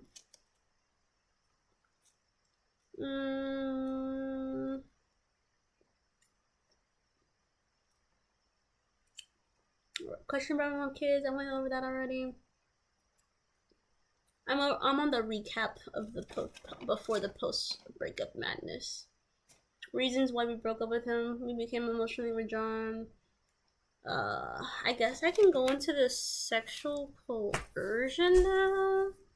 Yeah, let me go into that.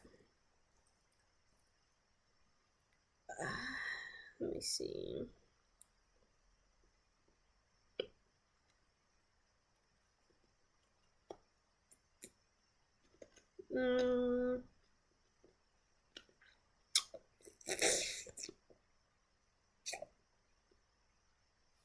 Huh. Alright. How Are You Possessed is it's the posts. There's part 1 and part 2. These are the posts where he is sexually harassing alters that he does not know, and the conversation that happens before Krona gets coerced into phone sex, because he wasn't the one. Krona wasn't fronting for this conversation. He ended up fronting for a panic attack while we were on call. He gets coerced into doming Soul. Okay, because the stone bottom, of course, and because Krona, wasn't consenting to it, he was obviously very awkward and distant, and so then fucking Mike or Soul presses Krona about why we're being so distant and everything like that. And Krona goes over again, like, well, I don't know you like that. We're friends. I'm like, we're friends, but I don't know you like that, me personally. And like the conversation ends up making Krona cry. And we get I think we end up getting off, and then he falls asleep. But anyways, let's get into the conversation that happened before that. It's crazy. It's called How Are You Possessed? It starts off normal. It goes, and 10 pics. Well, maybe. If I don't get high, I will literally do something very rash. Ha ha ha ha ha. We say, what's that? He goes, all caps, I don't know. I just need someone or something. Nothing works. Not this fucking meds. I'm just about to explode. Why is everything hurting me so personally so bad? Here we go. I'm sorry. I know how that feels. It's a painful itch. Does caffeine do anything for you? If nothing else works, maybe a monster or two will give you a high that will help. I don't know if it's just the high or also emotional issues. Maybe even talk to a tree. Seriously, they're good listeners. And he goes, am I meditating or am I waiting for a thrill to occur? I wish somebody could hit me. Actually, I had a breakdown earlier today. I cut my wig and I fucked up, so I can't look at myself. It drives me crazy because, do you think for a moment I want to look like my abuser? I can't even look in the mirror. This is actually how he yells in real life, by the way. Um, you can always get another one. It's okay. I'm sorry it's that way for your system. It must be hard. I did get dot dot dot another one. I ordered it pretty desperately dot dot dot dot dot dot. I wish we could call. I wish I could speak to you, but I know I can't right now, and I'm also looking for a sign right now. A sign dot dot dot dot dot. Any sign, so I'm standing outside of my house waiting. What do you mean? I don't know. I just know there's a sign. What sign, soul? Sometimes I have thoughts of hurting my father and a sign on if I should even be here right now or if I should be where I belong. Haha. I'm not in a crisis, but some for some I'm not in a crisis, but for some reason Chris keeps calling me. He said Chris, by the way, not crisis. He said Chris keeps calling me. Or Chris keeps calling. What if I take over the world and had you be my queen king? Would you accept the offer? Would you accept the offer and have a harem? We go, what are you talking about? Soul, you're manic right now. Do you even know what a harem is? And we asked that because he had, by this point, slut shamed us multiple times for being polyamorous, and we had already decided he's monoflexible. Because he was still trying to be like, no, I'm not mono, I'm not mono, I'm not mono, he's mono.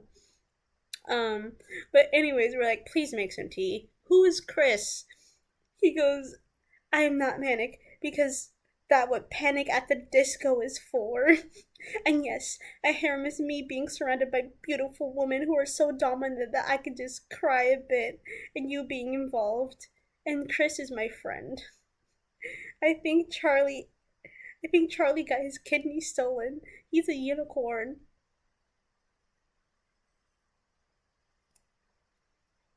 This is what I had to deal with. This Oh, this was Rufus, I'm pretty sure. He goes, first of all, Soul, I am a man with a penis. Secondly, and before I could get that out, he goes, I'm about to use echolocation because, baby, I'm preying on you tonight. And yes, I know you are a man. Please, you will love it. And Rufus goes, do you know who I am? He goes, Doofus? He calls me, yeah, Soul used to call Rufus Doofus. Hold on. Excuse me. He goes, yeah, it's still Rufus. At least you know that much. And he goes, TBH, I haven't told you, but I think it is time. I go, what's up? He goes, Doofus, I think I am your father. I had sex with your mom. I was sorry. Rufus goes, I don't even know who my mom is. It's system stuff. And he goes, that's how I met your mother, winky face. She was in my bedroom. She was real wild, like you. Rufus says, you can keep her on me. He goes, I see where you get it from. Trying to be sexy, bro. And then Rufus is like, mind you, by the way, this is him. Mind you, I'm at the part where he's sexually harassing. I'm us. We're doing a funny voice, but this is him sexually harassing us. And Rufus is trying to like de-escalate it and be like very nervously setting his boundaries. He goes, "Have we fucked before?" He goes, "Do you want to? I will invite me right now. Invite me in." Rufus is like, "Buy me dinner for first, shorty," trying to be like, ah ha ha, ha, you know. And then he goes, "Spoiled. Sex isn't enough for you, is it? You drive me mad, man." And then Rufus is like, that was a joke. I am actually too depressed for sex." I have a bad case of the I want to return to God. Because, you know, we were insanely suicidal at the time. And this is the only time we mentioned it to him ever, when he was trying to get to an altar that didn't know him very well or want him romantically to fuck. Um, and then even if that altar was with him, you can't badger your partner for sex. That's still coercion. That's still rape, dude. And then he goes, well, if I buy you an espresso, will you have the energy to forget depresso and be mine tonight? And I have a bad case of loving you. Listen, if you're sad, helps you. Hearing my voice helps. You should listen to me carefully, step by step, on how to be a real one. By your one and only soul, Marcus Maxwell. Which he dropped this whole Evan things when it wasn't Krona. And then Rufus goes, hate to break this to you, but you cannot fuck my depression away, actually. And he goes, but dot dot dot, would if I had happy themes. I'll be a clown. Teasing, but hey, we will call tonight, right? Listen, if you call me tonight, I will let you be a free man. This isn't a threat. And Rufus was like, oh, thank God he let it fucking go. So he goes, yeah, sure, I've just got to emotionally load myself. I don't want to be on call too long, though I'm not feeling very sparky. He goes, hey, that's okay. I just want to hear your sweet voice. Even if it's just hey. But I've been told if you say hey enough, you'll eventually turn into horse food. Corny ass motherfucker. Rufus goes, yeah, kind of funny. The only time you've heard a voice from this body in the past week was Sugar yelling at you. Because the fucking pool incident happened the past week, and that all happened in voice messages. But they have the transcription thing now on Instagram, so I posted the transcription of the voice messages on the Instagram. It's under the pool incident. And then he goes sad face. And then we liked the message of the, or no, we responded to the horse food thing, like who told you that, your grandpa? And we were like, sorry, I thought it was funny when he did the sad face because of the Sugar yelling at him thing. He goes, leave demonic out of this. That's the grandpa in question, Soul's grandpa. Leave demonic out of this. He's a sweet old man who gives me candy. I said, you spend a lot of time with your gramps, I can tell. Riot is kind of like my guy. Okay, this is just small talk. This part doesn't matter. Wow, super exciting. I want a bottle of whatever he's drinking. Blah, blah, blah, blah. Oh my god. And then this is talking about the incest in the fucking thing. But after we're done talking about the incest in his system, we get on call, and then that's when the sexual coercion happens. And then that's also when he badgers us about, or badgers Krona about us being distant. And then I can already move on to the next situation.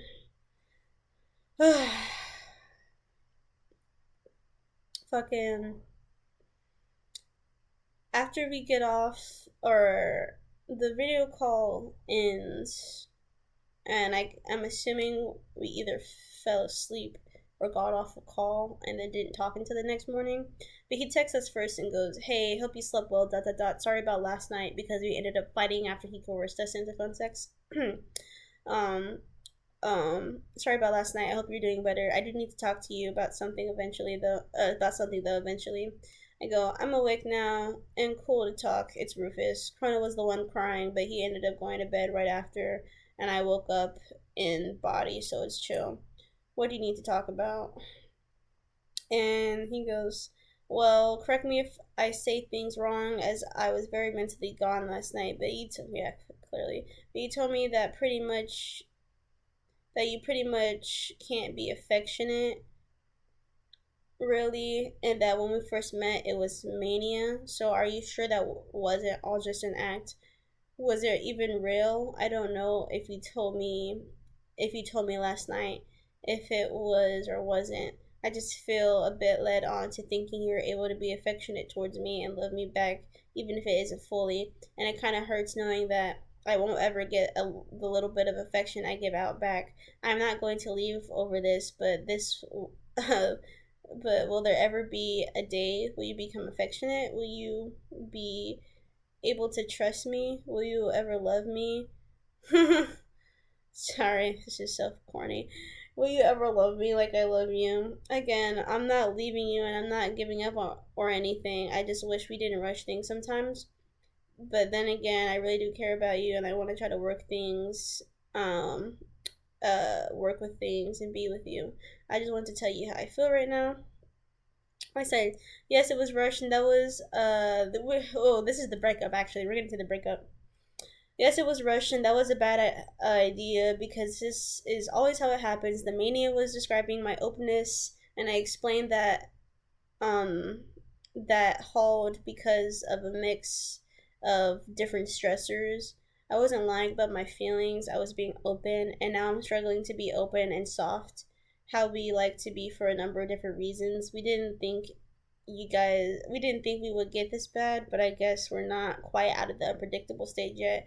I can't answer when, and I'm sorry that you can't understand how our love works. I'm seeing now it's just a difference in the way our brains are built. It's fine, most people can't see it the way we see it. It's an us thing. I feel like everything is my system's fault for you not being open as much anymore because the stress and what happened. I feel like it's ruined any chance of being cared for, but I want to continue forth even without knowing I probably won't get that again, or even without, yeah. I'm not upset at you. I'm upset because if it wasn't for my own trauma, I would need affection this bad. That's why I wanted to go dormant because I can't have no affection. I need just a little bit to actually function because of the way I was abused. I never got any of it, and I don't understand why nobody wants to give me any of it. I'll be patient with you. That's all I can really do, anyways. Is let you see that we really not going anywhere. I really do care about you guys. I just know it takes time, but eventually, you got to be open again because relationships require trust and vulnerability and etc. I know you're not ready. That's why I'm being patient. Can I ask another thing? Are you committed to being with me? Because if you are, I'm willing to take this journey and heal with you. I'm willing to take the road, even if it's bumpy, and into the not knowing. I know what I want. It's you. I'm willing to do whatever it takes. To a man soul, I don't feel good doing that to you, and it's not all your system's fault. People's trauma clash in the wrong ways all the time. It's a part of life, and I'm not quite sure what that last question meant. Well, I'm not leaving you over this regardless of how it makes me feel because I do see something in you and something is urging me to go forward with this. I just need to know if you're on board with me and you're willing to grow with me and committed as and I need to know if you're ready to take this journey with me together. I said, I need some time to think and form my response. I'm too zooted for this right now, slash neutral, slash not mad. I have a lot of feelings and I need to explain the state of mind a little better, I feel. So I'm taking a shower and getting back to you on that in about an hour. Okay, take your time. I'm not rushing a response. I know it's a big step and give it as much time as you need to respond. It's a big step. Was he asking me if I wanted to marry him? He might have been asking me if I wanted to marry him. That's funny. Okay, so I've taken some time to think over shit, and I remain strong on what I said. What I said. I don't feel right doing this to you. I don't know when I'm gonna get better, but I'm not mentally well enough to be a proper partner right now. I think we should just be friends. I don't hate you, and I'm not mad at you. I'm just not well, and I can't give you what you need. And I'm not gonna sit here and make you wait for me to get well enough because I don't know when that will be, and it will drain us both. I know this is gonna really hurt right now, but I'm not leaving you. I still want to hang out and shit. I mean, I get it if you don't really want to talk to me after this, but I enjoy having you in my life. I'm just not able to be a partner that's healthy for either of us right now. Maybe we can try again in the future, and I can give you all your stuff back. You can have it. You can sell it and shit and keep the money. And I'm still gonna give you back the bucks once I get my active income. I don't um What did I say? I don't enjoy you for the things you do for me. I enjoy you because our time spent together, of our time spent together when we're both doing good, but I'm not right now. I need to work on a lot of shit, and I can't do that while providing for you. I'm not healthy enough for that yet. I'm in a certain point in my life, and I don't know if I can explain it to you. I need to get right before I commit to something like this because I can't multitask these things, uh, these kind of things right now. I have things from the past to patch up. I need to focus on that. I'm sorry if you feel like we've wasted time, but I'm not going to waste any more. You're allowed to be upset with us, by the way. I understand. You can keep the stuff, and I already kind. I understand. You can keep the stuff, and I already kind of knew you were going to break up with me. To let you know, I'm not going to date anyone else. Bro, he said, just to let you know, I'm not going to date anyone else because I want to be with you right now. So I'm just not going to be with anyone. I still want to be around you too, even if it's just friends, and it hurts a bit because I don't see you as a friend. But I understand and I'll accept it. And I'm not that hurt by this because I already expected it, so I can't even cry, haha. Maybe I am crying a lot, but I can't cry. I can't be alone right now, though I'm not safe, but it's not your fault. It's mine for being stupid. Suicide baiting again. Nobody is going to love me. Nobody, and I am done. I am finally done with everything. I am no longer optimistic about anything because nothing gets better. It's all a lie, fucking lie. I'm not going to keep going forward anymore because nobody will love me. Nobody will care. Nobody even wants me again, and I'm not wanting anyone to touch or say shit anymore. I don't believe the shit anyone says anymore. I'm so fucked up. I'm better off dead now. I let you in. You are the last person I wanted to let in. I don't want anyone else. I don't want to even be here. I was living for you, and now you don't even want me. I'm fucking ugly. I'm fucking fat and hideous, and I'm stupid. I'm mentally stupid. I'm annoying and I'm clingy and I need attention and I'm just a fuck up and I'm short. I'm not a man. I'm not man enough. Nobody is going nobody's going to love somebody like me and I know it, so I can't be here anymore. Please just talk to me. Now you're never going to see me again. You're never going to talk to me anymore. You're not going to spend time with me. You don't even want me around, do you? I reach out for help, but nobody cares. They always make it about themselves, and you won't talk to me. I said, I am not a licensed therapist. I'm gonna let you calm down before you decide how you want to continue this. It was fucking hurting me. This is what I meant. You were too blinded by the shit going on um, in your own. What did I say? What I said in your own something. I will not be your parent. This is childish. Um. Ugh. I'm not doing it anymore. We are not in the same points in healing, and this shit that we're doing right now is not good for me, and I'm not going to encourage it. You need to fucking look out for yourself first. I am taking care of myself, and I am no longer going to be made to feel guilty about it. I have always fucking taken care of everyone else first. I'm not doing it anymore. You can still have all of your shit, but you are not going to talk to me that way, and we can have a conversation when you have calmed down. He said, so, you don't want to be friends too? I'm sorry, please don't leave. I'm not trying to hurt you. I'm just panicking and I'm sorry. I'll calm down and we can talk, okay? I didn't mean to talk to you anyway. I promise it was just an outburst and didn't mean to say it. I said, that's not what I said. I just said I'm not going to encourage this behavior. I know what mental illness is like, but you can't just lash out at me, bro. I'm being I'm being chill, but I'm also being stern about protecting my peace. So when you're having moments like that, I'm just gonna step back because there's no better way I know how to respond to that. He says, okay, well, I'm sorry. I don't know what else to say because nothing is going to make it better. I'm just sorry. It's chill, man. Don't even worry about me, alright? I'm sorry, okay? This shit is never fun for anybody. I'm gonna go hang out with my siblings and calm down on my own, alright? Seriously. I think it would be blah, blah, blah, blah. What? what did I say? Think it would be wise to try and focus on yourself like I'm doing, but other than that, I don't have any wisdom for you. I'm still figuring it out myself. He says, good night, sleep well. And unfortunately, it's not over yet. I'm gonna take a break. Fuck me, dude.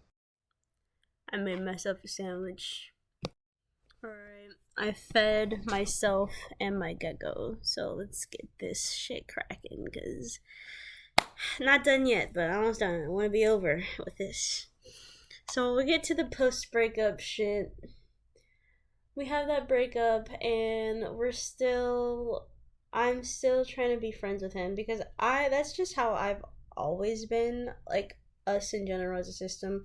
Unless when we break up, it's something like super awful happens and we're like, oh, I fucking hate you, then we'll be and unless that person doesn't want anything to do with us, we'll still be friends with that person. We are friends with all of our exes that haven't abused us still. um we don't talk, but like we're cordial, and I'd still consider that like a distant friend.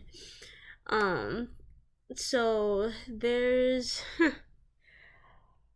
I already went over the shit that happened at Pride. I'm so positive. No, we were together. I think, actually, hold on. Let me look at when I posted the stuff that happened um at Pride, because I can't remember if we were together or not. But I'm pretty sure we were already broken up for that. No, we were broken up. Okay. That's crazy. That means he was doing that bullshit on my birthday. And we weren't even together. On my birthday, I was sick. I am chronically ill. I have sinusitis. And the pain is very severe. I get immobilized. It makes me not be able to think. So I end up super medicated, and God, pray to God, hopefully asleep for the most of it. But even if I'm not asleep, I'm basically a fucking zombie.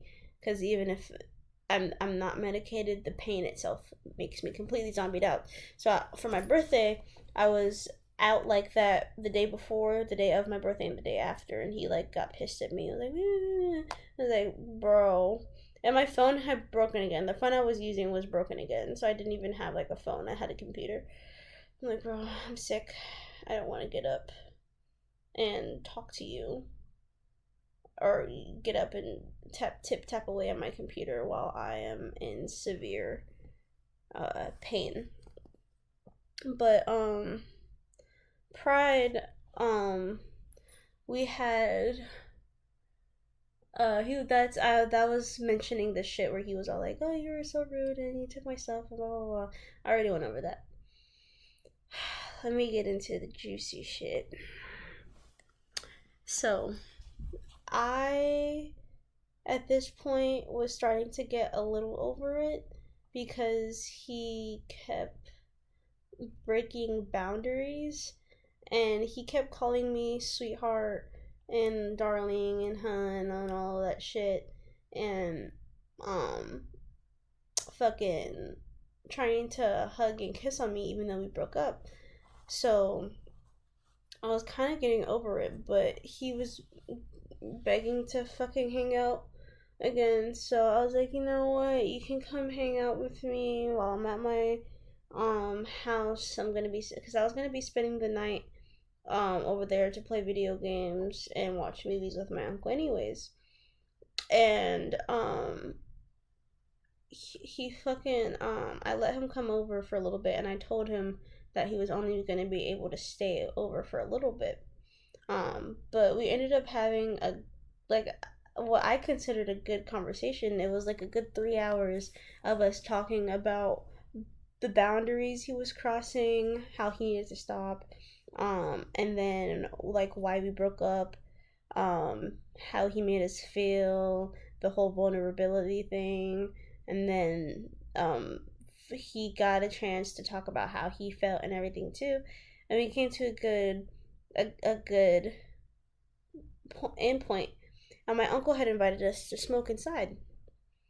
So I was like, oh, what the hell? He can hang out, smoke with me and my uncle for a little bit while I play video games.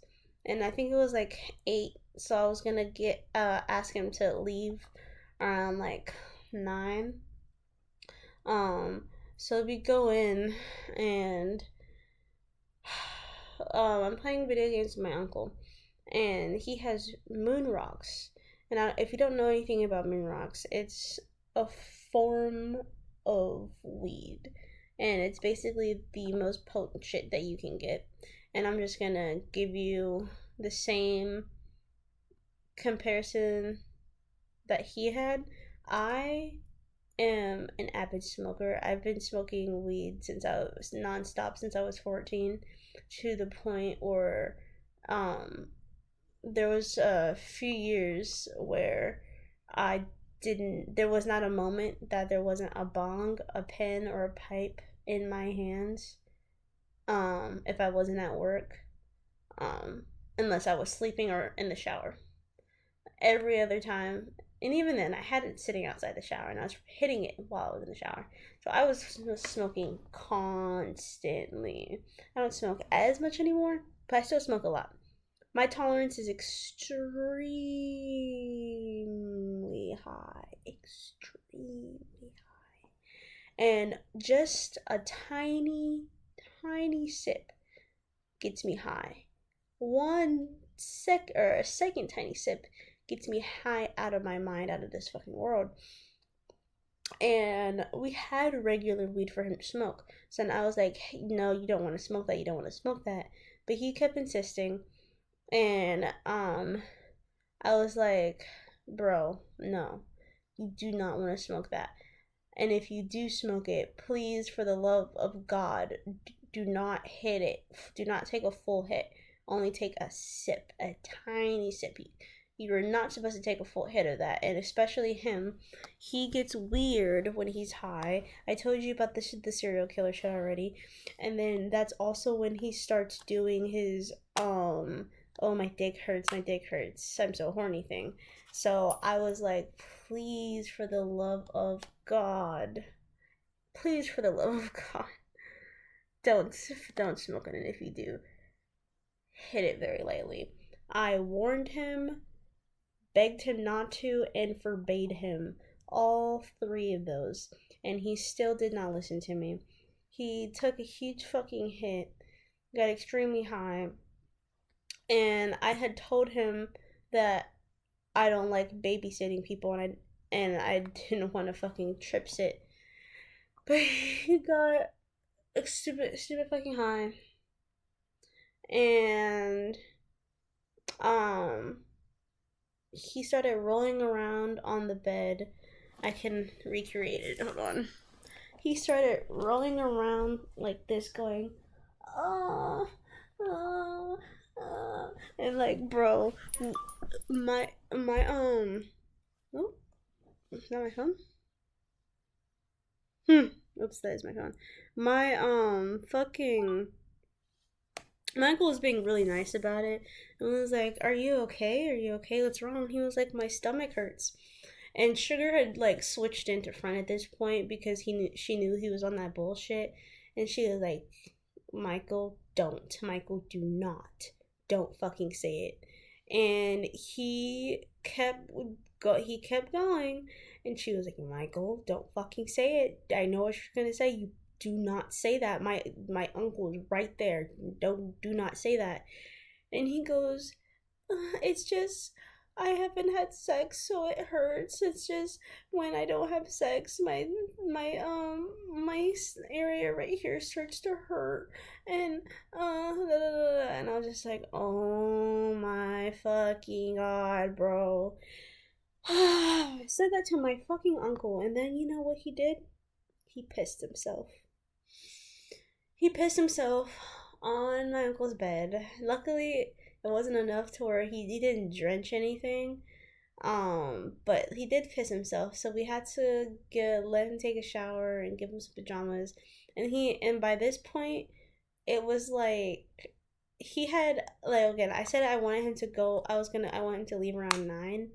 I had been asking him if he was gonna leave soon since like 9:30, 10, and at this point it's like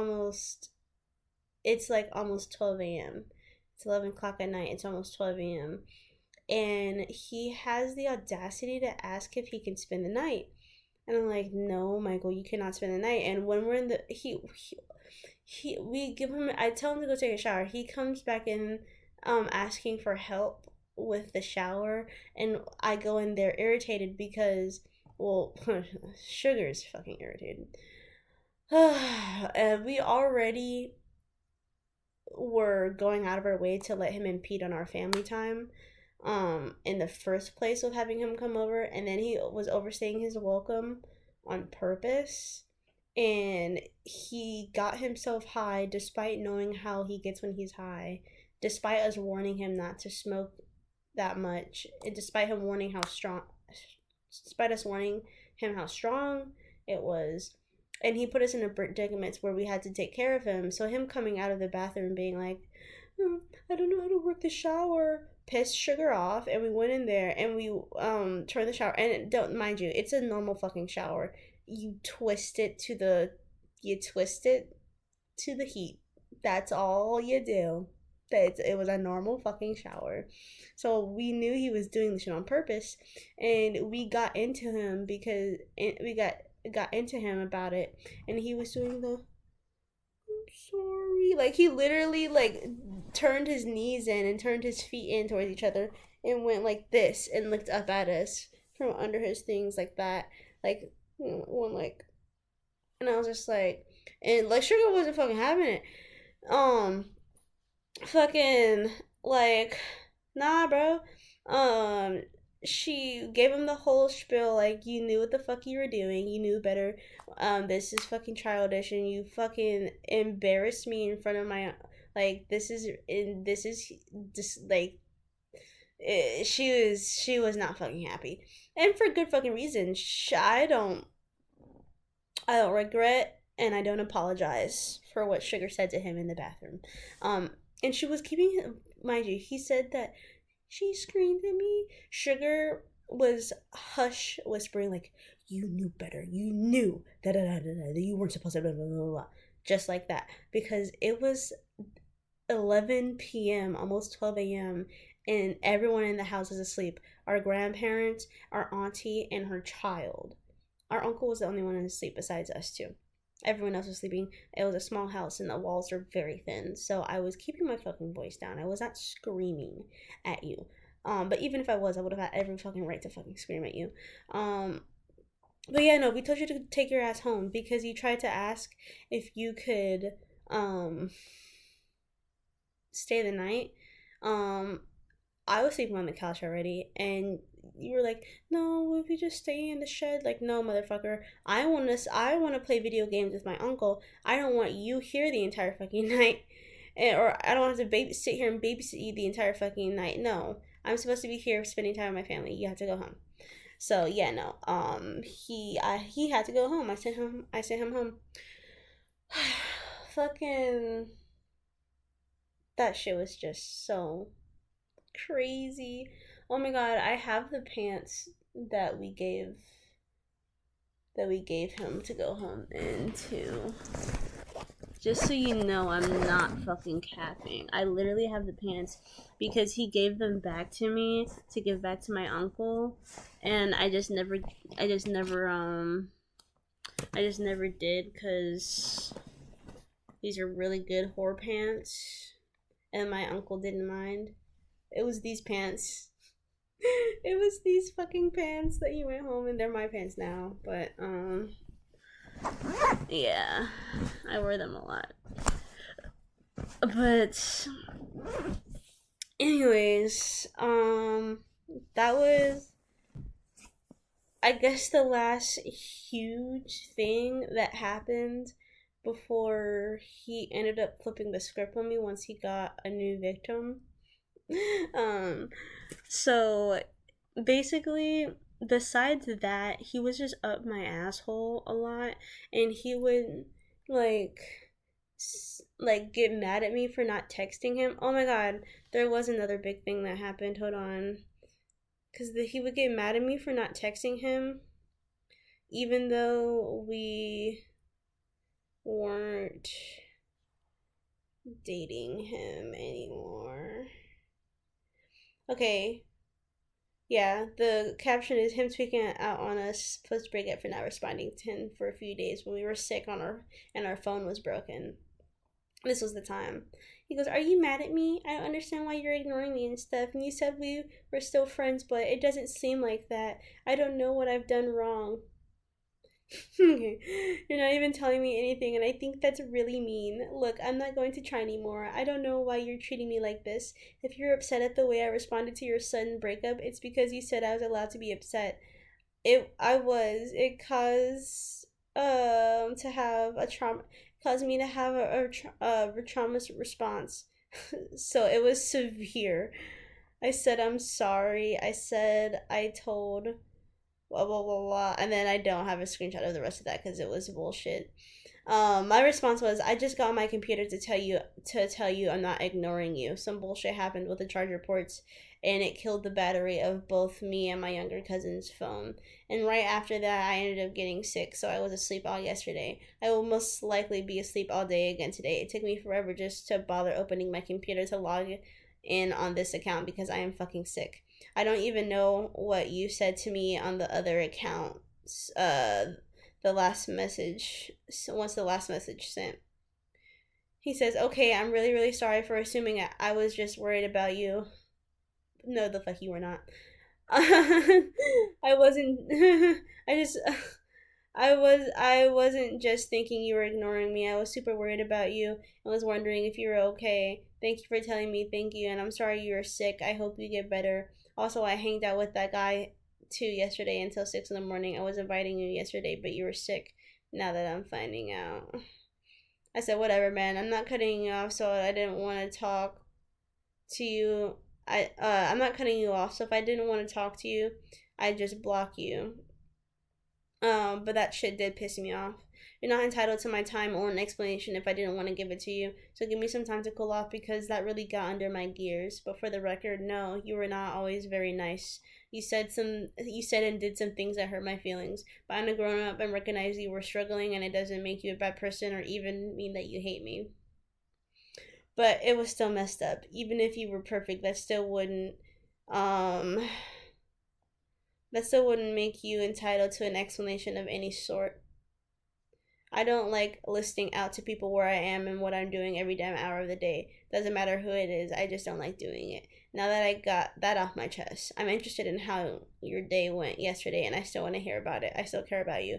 But as you can see, I am pissed. So I'm going to go make myself some tea and smoke some weed. And I'll get back to you whenever I get back to you. Good afternoon. Heart. Something to become better. I am even going to start meds again. I'm really sorry if I let you down, and I know you probably don't want to hear it, but I still love you a lot. I will work hard to be better to keep our friendship. Please know that I am attempting to get better and heal. I'll tell you how my day went when you feel better and come back to me.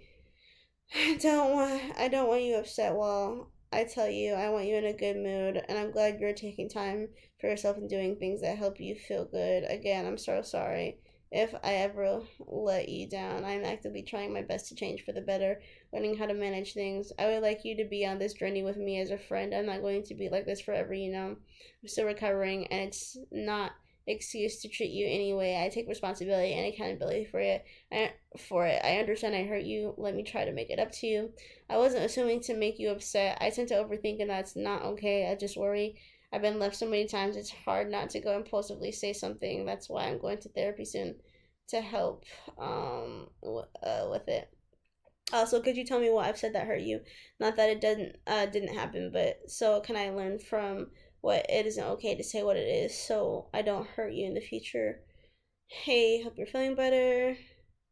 Hey, got sex because we started talking on TikTok a lot, back and forth. By this point, because I wasn't responding to him as much because he was very draining me, so he would text me on other platforms, and the only one I would respond to him was like TikTok if it wasn't Instagram. Um,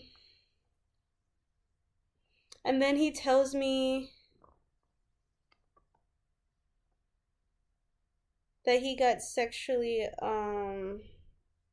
assaulted randomly out of nowhere. This was the time he told me he got sexually assaulted. Just out of the blue, just dropped that bomb just out of nowhere. He says, "Hey, I got sexually assaulted today. A guy stuck his hand down my pants and followed me. So if I'm acting really out of place when we talk, I'm sorry. I'm really struggling right now, but I hope your day has been at least good. I miss you." I was like, "What the fuck? Hey, sorry. I've been in super severe pain. That's why I haven't been answering. I wasn't trying to ignore you. Jesus Christ, I'm really sorry that happened to you." We'll talk. Other show will talk about that later, but it's not that important right now.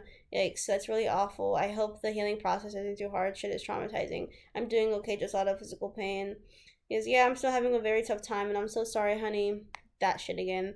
That you're in pain. I hope it feels better soon. Please take care of yourself for me, okay? I love and care about you so much, and I didn't think you were ignoring me at all. I know you're not feeling well. It is okay. You come first, but yeah, honestly, I'll be okay. I'll recover. It's just hard being intimate with myself now. I feel horrible and then I feel unloved and cry, haha.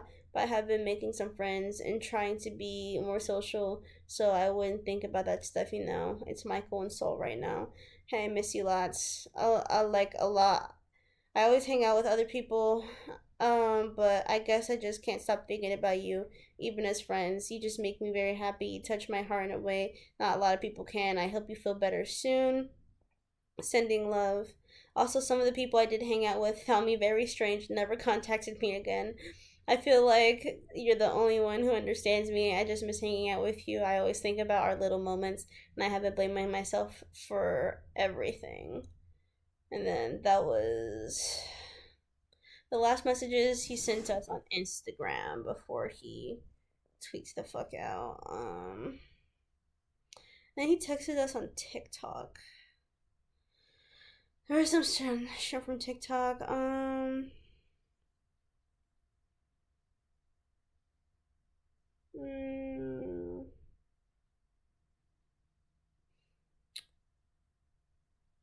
Started off charming, jumping out of the blue again, but it wasn't even more acceptable. We weren't even dating at this point, and we were taking more space.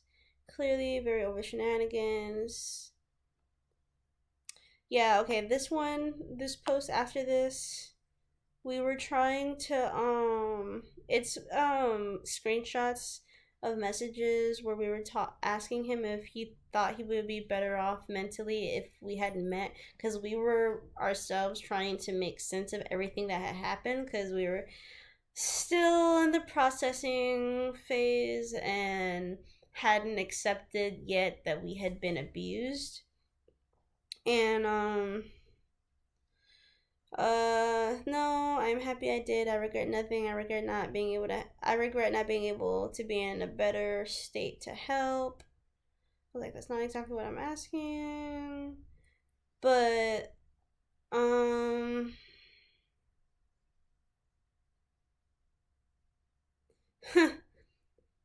okay, the last message, the very, very, very last message he sent us, that was all up our asshole. Well, first of all, I was like, did you want me to listen or did you just want advice? If you feel you need it, there's no shame in calling a hotline. Because again, earlier when we broke up, I was like, I am not a licensed therapist.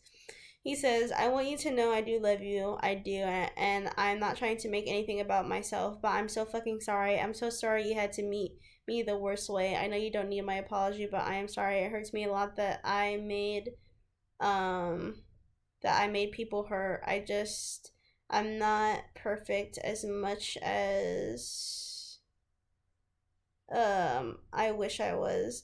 I just wanted you to know I love you and I worry about you and I look at your TikTok sometimes still checking in because I still care. I still do. I know I'm a mess, but I really, really didn't mean to do those things to make you upset with me." And then on August 15th, when he starts dating Jess, this is the message we get. "Know what? I think it's time I just move on and completely take you out of my life. I don't feel like you care about me at all, and I'm just done. You don't talk to me or anything, but you always have time for TikTok and online interactions. You really hurt me a lot. I'm just not going to give any more thoughts and just give up.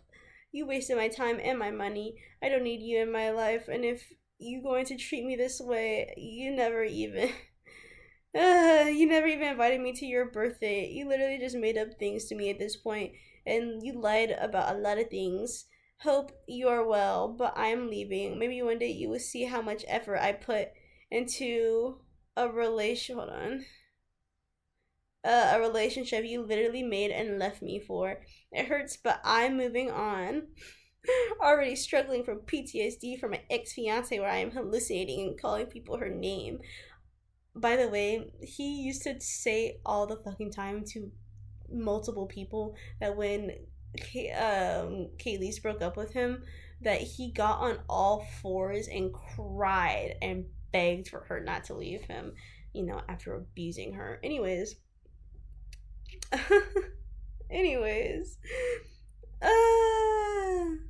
I don't need somebody who led me on and made me feel special and then drops me too. You really care about your own self, and I don't want to deal with it anymore. And then he blocked me before I could respond to him. I think I went on his other accounts and I was like, you fucking incel, you should have blocked me here too. And then he did block me on those. That was the last that we spoke. That was the last time we spoke. And then, um, Jet, I had, seen that he was dating Jess. And I actually I was talking to Jess and was supposed to go on a date with her before I met Michael. So I knew Jess already. And since we had been talking, and I thought she was a sweet girl at the time, I was like, I'm going to warn her about him. I was like, hey, girl. Hold on. I have the message. I have the fucking message. Oh, yeah. Yes, I sure do. I sure do have the message. I said, "Hey girl, I'm gonna be upfront. I know you're with my ex Michael. I don't have no hard feelings towards you. Oh my god, this must have been Vanessa really pissed off. I don't have no hard feelings towards you. I think you're a nice girl, and if I remember correctly, you used to talk with someone in my system, but I wasn't joking about that shit. I commented on one of your posts. I didn't know how to reach out to you about this because I don't know how much you know about him, but I feel bad if you actually don't know how much of a creep he is. I'm not saying slash doing any of this to be vindictive. I try to be friends with him and give him the benefit of the doubt, but I can't ignore the concerning things he's remarked about children on multiple occasions, or how they pressure people in my system for sex, or how they use suicide to guilt trip. He is manipulative. He's manipulative in a way that weaponizes his issues. If you want a full explanation or any of the details, I have no problem sharing.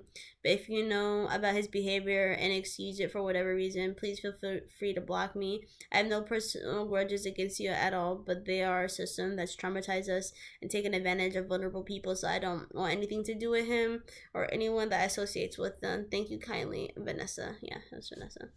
/ not mad. She didn't respond for a little bit, but then said, "No, I didn't know he was your ex. He only told me he had an ex-fiance. I'm not really dating him. He explained that he wouldn't want to because of mental health reasons, but he did really hurt me. He told me he liked someone else knowing I liked him purposefully, but thank you so much for reaching out to me." And then she blocked me that long after. She blocked me not that long after that message. And then I think maybe a few months later, she texted me, "Hey, can we talk? It's about Michael. Was he abusive towards you during y'all's relationship?" Sad face. Girl, miss fucking girl. It's almost like I already fucking told you that. But nonetheless, I was like, she finally saw for herself. Look who came crawling back. Like, I fucking called that shit too. I told people that she was gonna fucking come crawling back in a few months talking about, he's crazy. And I would be like, I know. And guess what fucking happened? But I said, Fucking hell. I said, yup. I was actually going to make a video about it on TikTok because I know you guys are dating and I genuinely think you're a good person being taken advantage of by him. He did it to me. He did it to his ex before me that I reached out to about him. I have written 3 pages front and back of everything he did. Okay, so I already wrote those pages. Ooh, girl. So, the messages I'm about to get in right now. Oh, but actually, before I get into these messages, there's just one thing I want to say about her. Because I knew her, we were gonna go to Comic-Con together, and the only thing I have to say about the reason I posted screenshots specifically from that time period is because I don't remember if it was from in DMs of us or if it was from her talking some shit about me online or whatever. But she claims that I was that bum that asked her for a ride to the convention because I didn't have one myself. Like, first of all, hun, yeah, I don't drive because the bus system in San Antonio takes care of everything I need. It was so much cheaper to just take the bus in San Antonio than get a fucking car. So much fucking cheaper. And that's what I fucking did. I took the bus everywhere. I've always taken the bus everywhere since I was 14. That's how I get around. Can't really do that here. Fucking Augusta sucks for that shit. But anyways, fucking I've been up for a while, sorry. I have proof of her offering a ride to me. Ho, I didn't ask you for a ride, you offered it for me. You offered it, and here's the proof. Where's the video? Where is it? Should have asked for a ride, bro. I would have given it to you. Hi, bro. I would have given it to you. That's crazy. You would have what? You would have. Oh, I would have given it to you. Wow.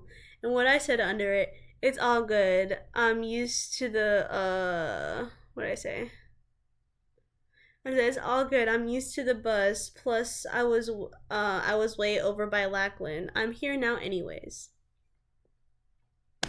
Because I was already fucking there by the time she was like. But yeah, by the time I said I'll be there in 30 minutes taking the bus. Should have asked for a ride. I would have given it to you. I was already at the fucking convention, which we ended up falling through because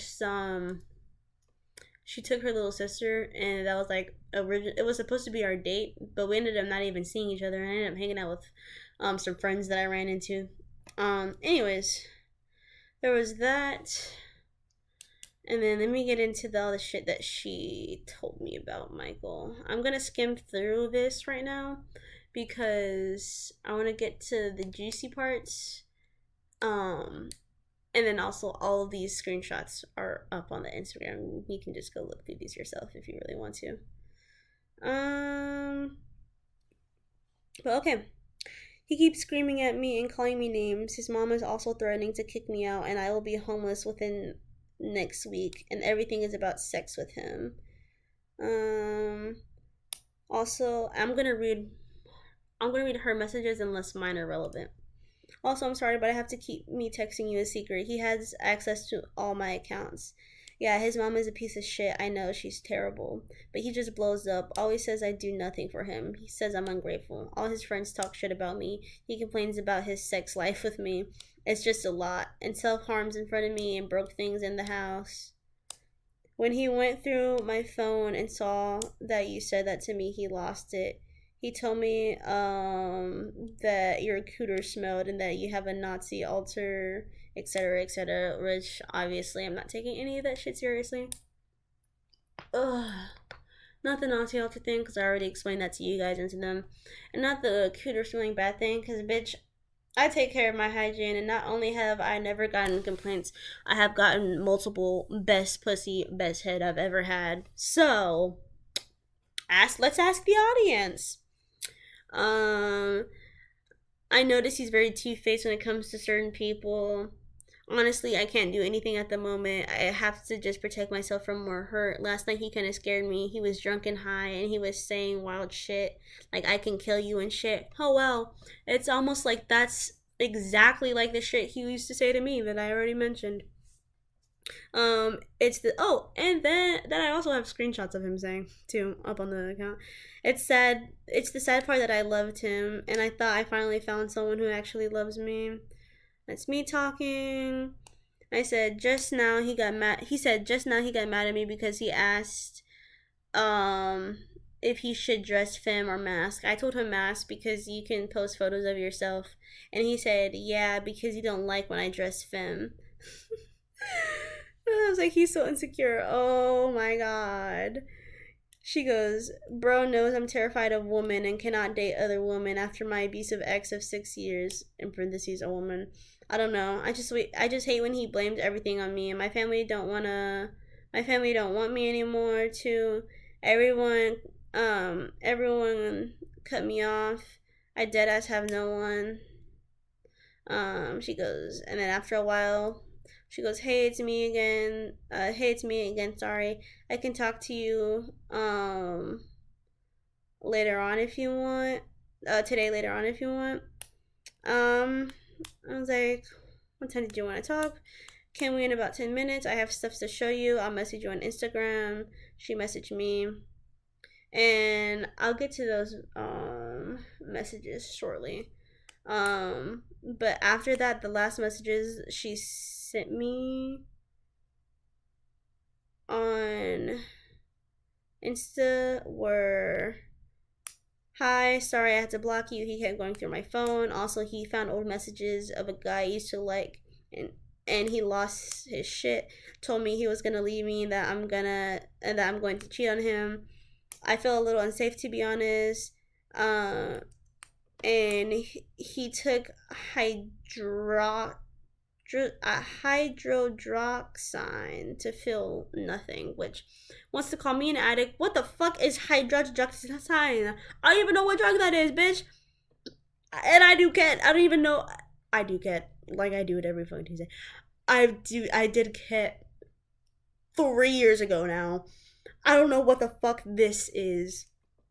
I hope you're okay. Today he screamed at me because his friends wanted to be friends with me and got mad and said I'm stealing his friends. I'm actually severely depressed again and slowly going down my rabbit hole again. I hope you don't take offense to my blocking and stuff. Just updating you and everything. Okay, I'm gonna go now. Please stay safe.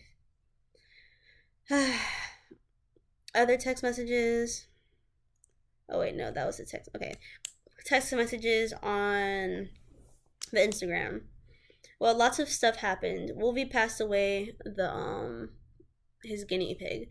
Wolvie passed away 2 weeks ago, and he's been aggressive and mean lately. I lost all my friends because of him, and now he is spreading my self harm situation to his mom. She's building notes about me on her fucking phone. He wants to go alone to the bar and shit, so I told him that's fine.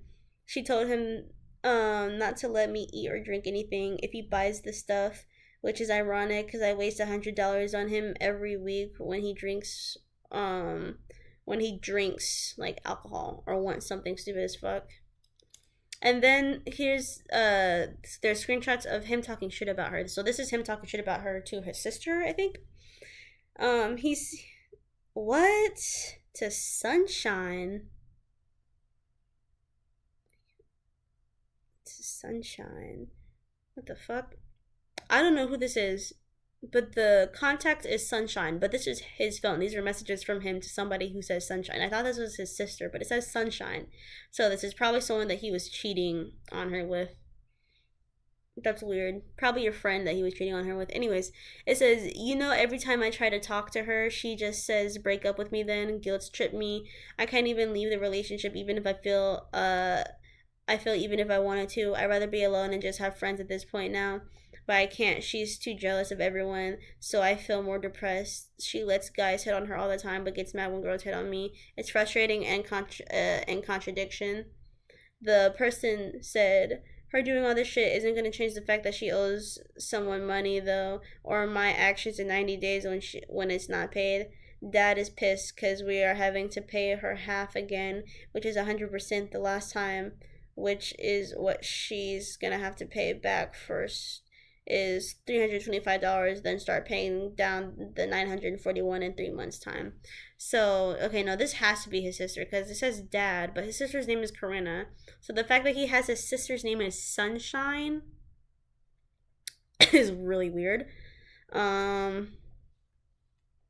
The other one says, as for keeping his memories alive with necklaces and and the urn, he says, I hate my life. The only reason I relapse is because of me not getting the support I need by my own partner. I feel isolated and alone.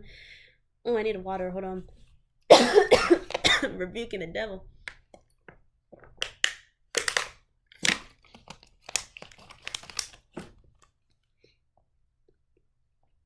Okay.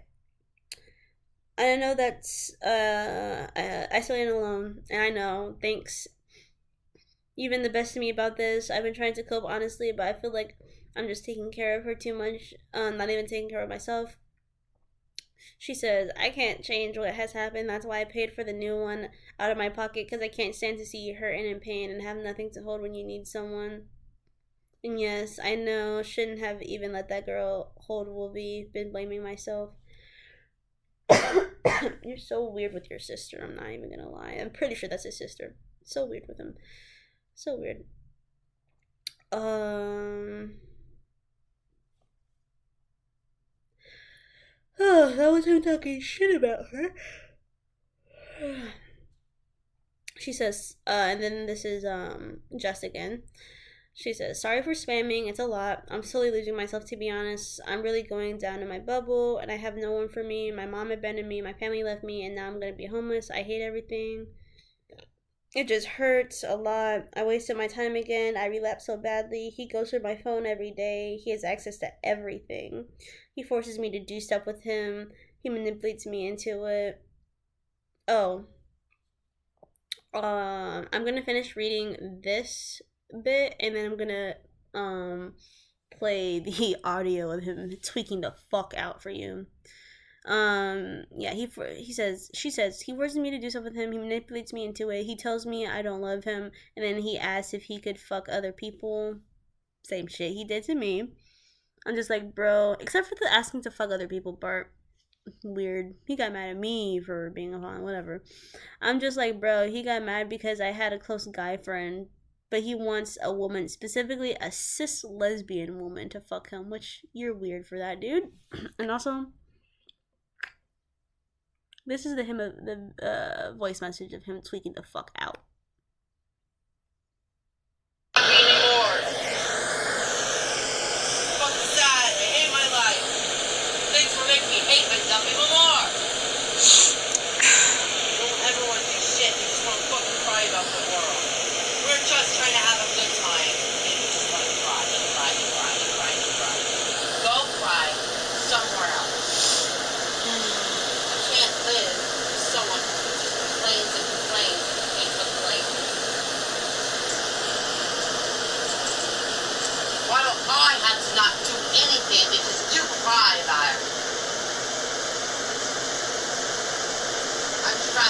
He pushed me.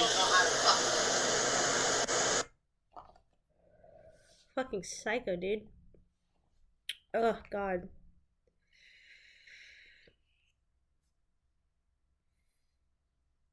Ugh. Man. Fucking psycho. Yeah.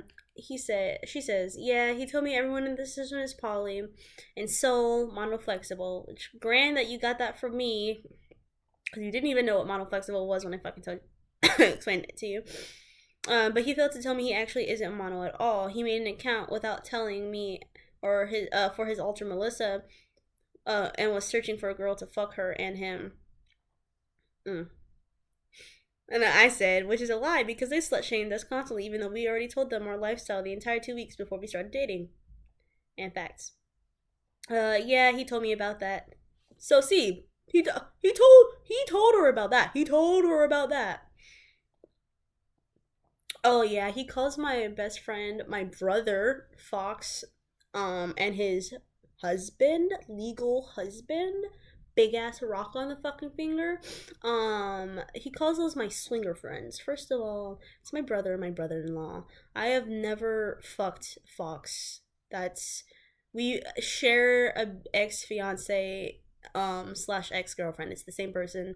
We dated her at the same time. Neither of us we didn't date each other. We are in a polycule triangle when we were friends. We consider each other platonic life partners, and that's about it. But we don't diddle each other. We don't kiss each other. We don't even hold hands. We don't cuddle. We don't do any of that shit. And that's all his husband. Him and his husband who were strictly and violently monogamous. Anyways, I started drifting away, and he noticed, turned everything on me, and blamed everything on me. Oh wow, same thing that happened to me. Crazy. I can't even feel pretty anymore because I know he's searching for another person, and it eats me inside. I know I'm a pretty girl. My confidence went down the drain after he asked me that question. Before he wanted sex all the time. Now he won't even kiss me. He still has these dating. He has all these dating apps still. He still talks about this guy. He used to fuck. And then after that is a screenshot of him calling her dad in the comment section. And then me saying, like, I found that. And after I found that, I texted her, hey, if you are chilling with Michael's system, I'm going to ask you to please not keep in touch with me. I can understand Stockholm Syndrome, but seeing as we already have gone over all the horrific abuse and that they have sexually assaulted us as well, um, I do not want any ties with him whatsoever. I feel as if I've done all I can, and if you choose to be okay with him, that's your choice. But they are child predators throughout the system, and I'm just not comfortable with anyone who's okay with that. I still wish you well, and that you get out of there soon, because even if it's it fucking pot it the video ended in the middle of my sentence. Anyways, where was I? Because even if it seems like he's calmed down or gotten better, he has not changed and repeatedly shown his refusal to. He is not safe. He's explosive and manipulative with his victim complex. Again, I hope you can get out of that quick. But I want absolutely nothing to do with them because they were fucking horrible to us. And you have it worse than we did. Because the bitch lived with him. When you have moved away from them, I'm okay to talk. I do genuinely consider you a friend and feel for your situation, but at the moment, this is not something I can stand to watch. Best wishes. Best wishes. Please leave soon. So there was that. And she liked my messages, and from then on, they have been harassing me and stalking me. They come into my DMs every so month talking about I want the shoes back, I want this back, da da da da. I've repeatedly told them fuck no, fuck them, because even if I had all the shit that they wanted back, I'm not giving it back to them. Fuck them. I already told you, I genuinely did think I did not have those boots for a little bit, but I do have those boots. And now that I know that I have them, I'm gonna wear them all the fucking time. I'm gonna post them everywhere, and you're not getting any of the shit back. Mwah. There was one time where they came onto my account, into my comments, and were making new accounts to harass me and be like, pull up, pull up, pull up, pull up right now, blah blah blah blah blah. Kept blocking the accounts. They kept making more. TikTok eventually filtered through comments, and I think I ended up deleting a lot of them. But I have a screenshot of the account before the glitch takes over, or not before the glitch fixes itself and it goes back to showing 0 comments. But there was 19 comments on that fucking post, bitch. Fucking hell.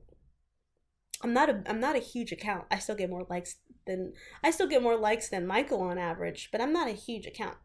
19 fucking comments on that bitch. All from them shit and me going back and forth with them every now and then. But it was mostly those two. And then he posted that smear campaign not too long ago. I think it was maybe a month or two ago now. Jess's ex-friend reached out to me after they had their falling out with those two.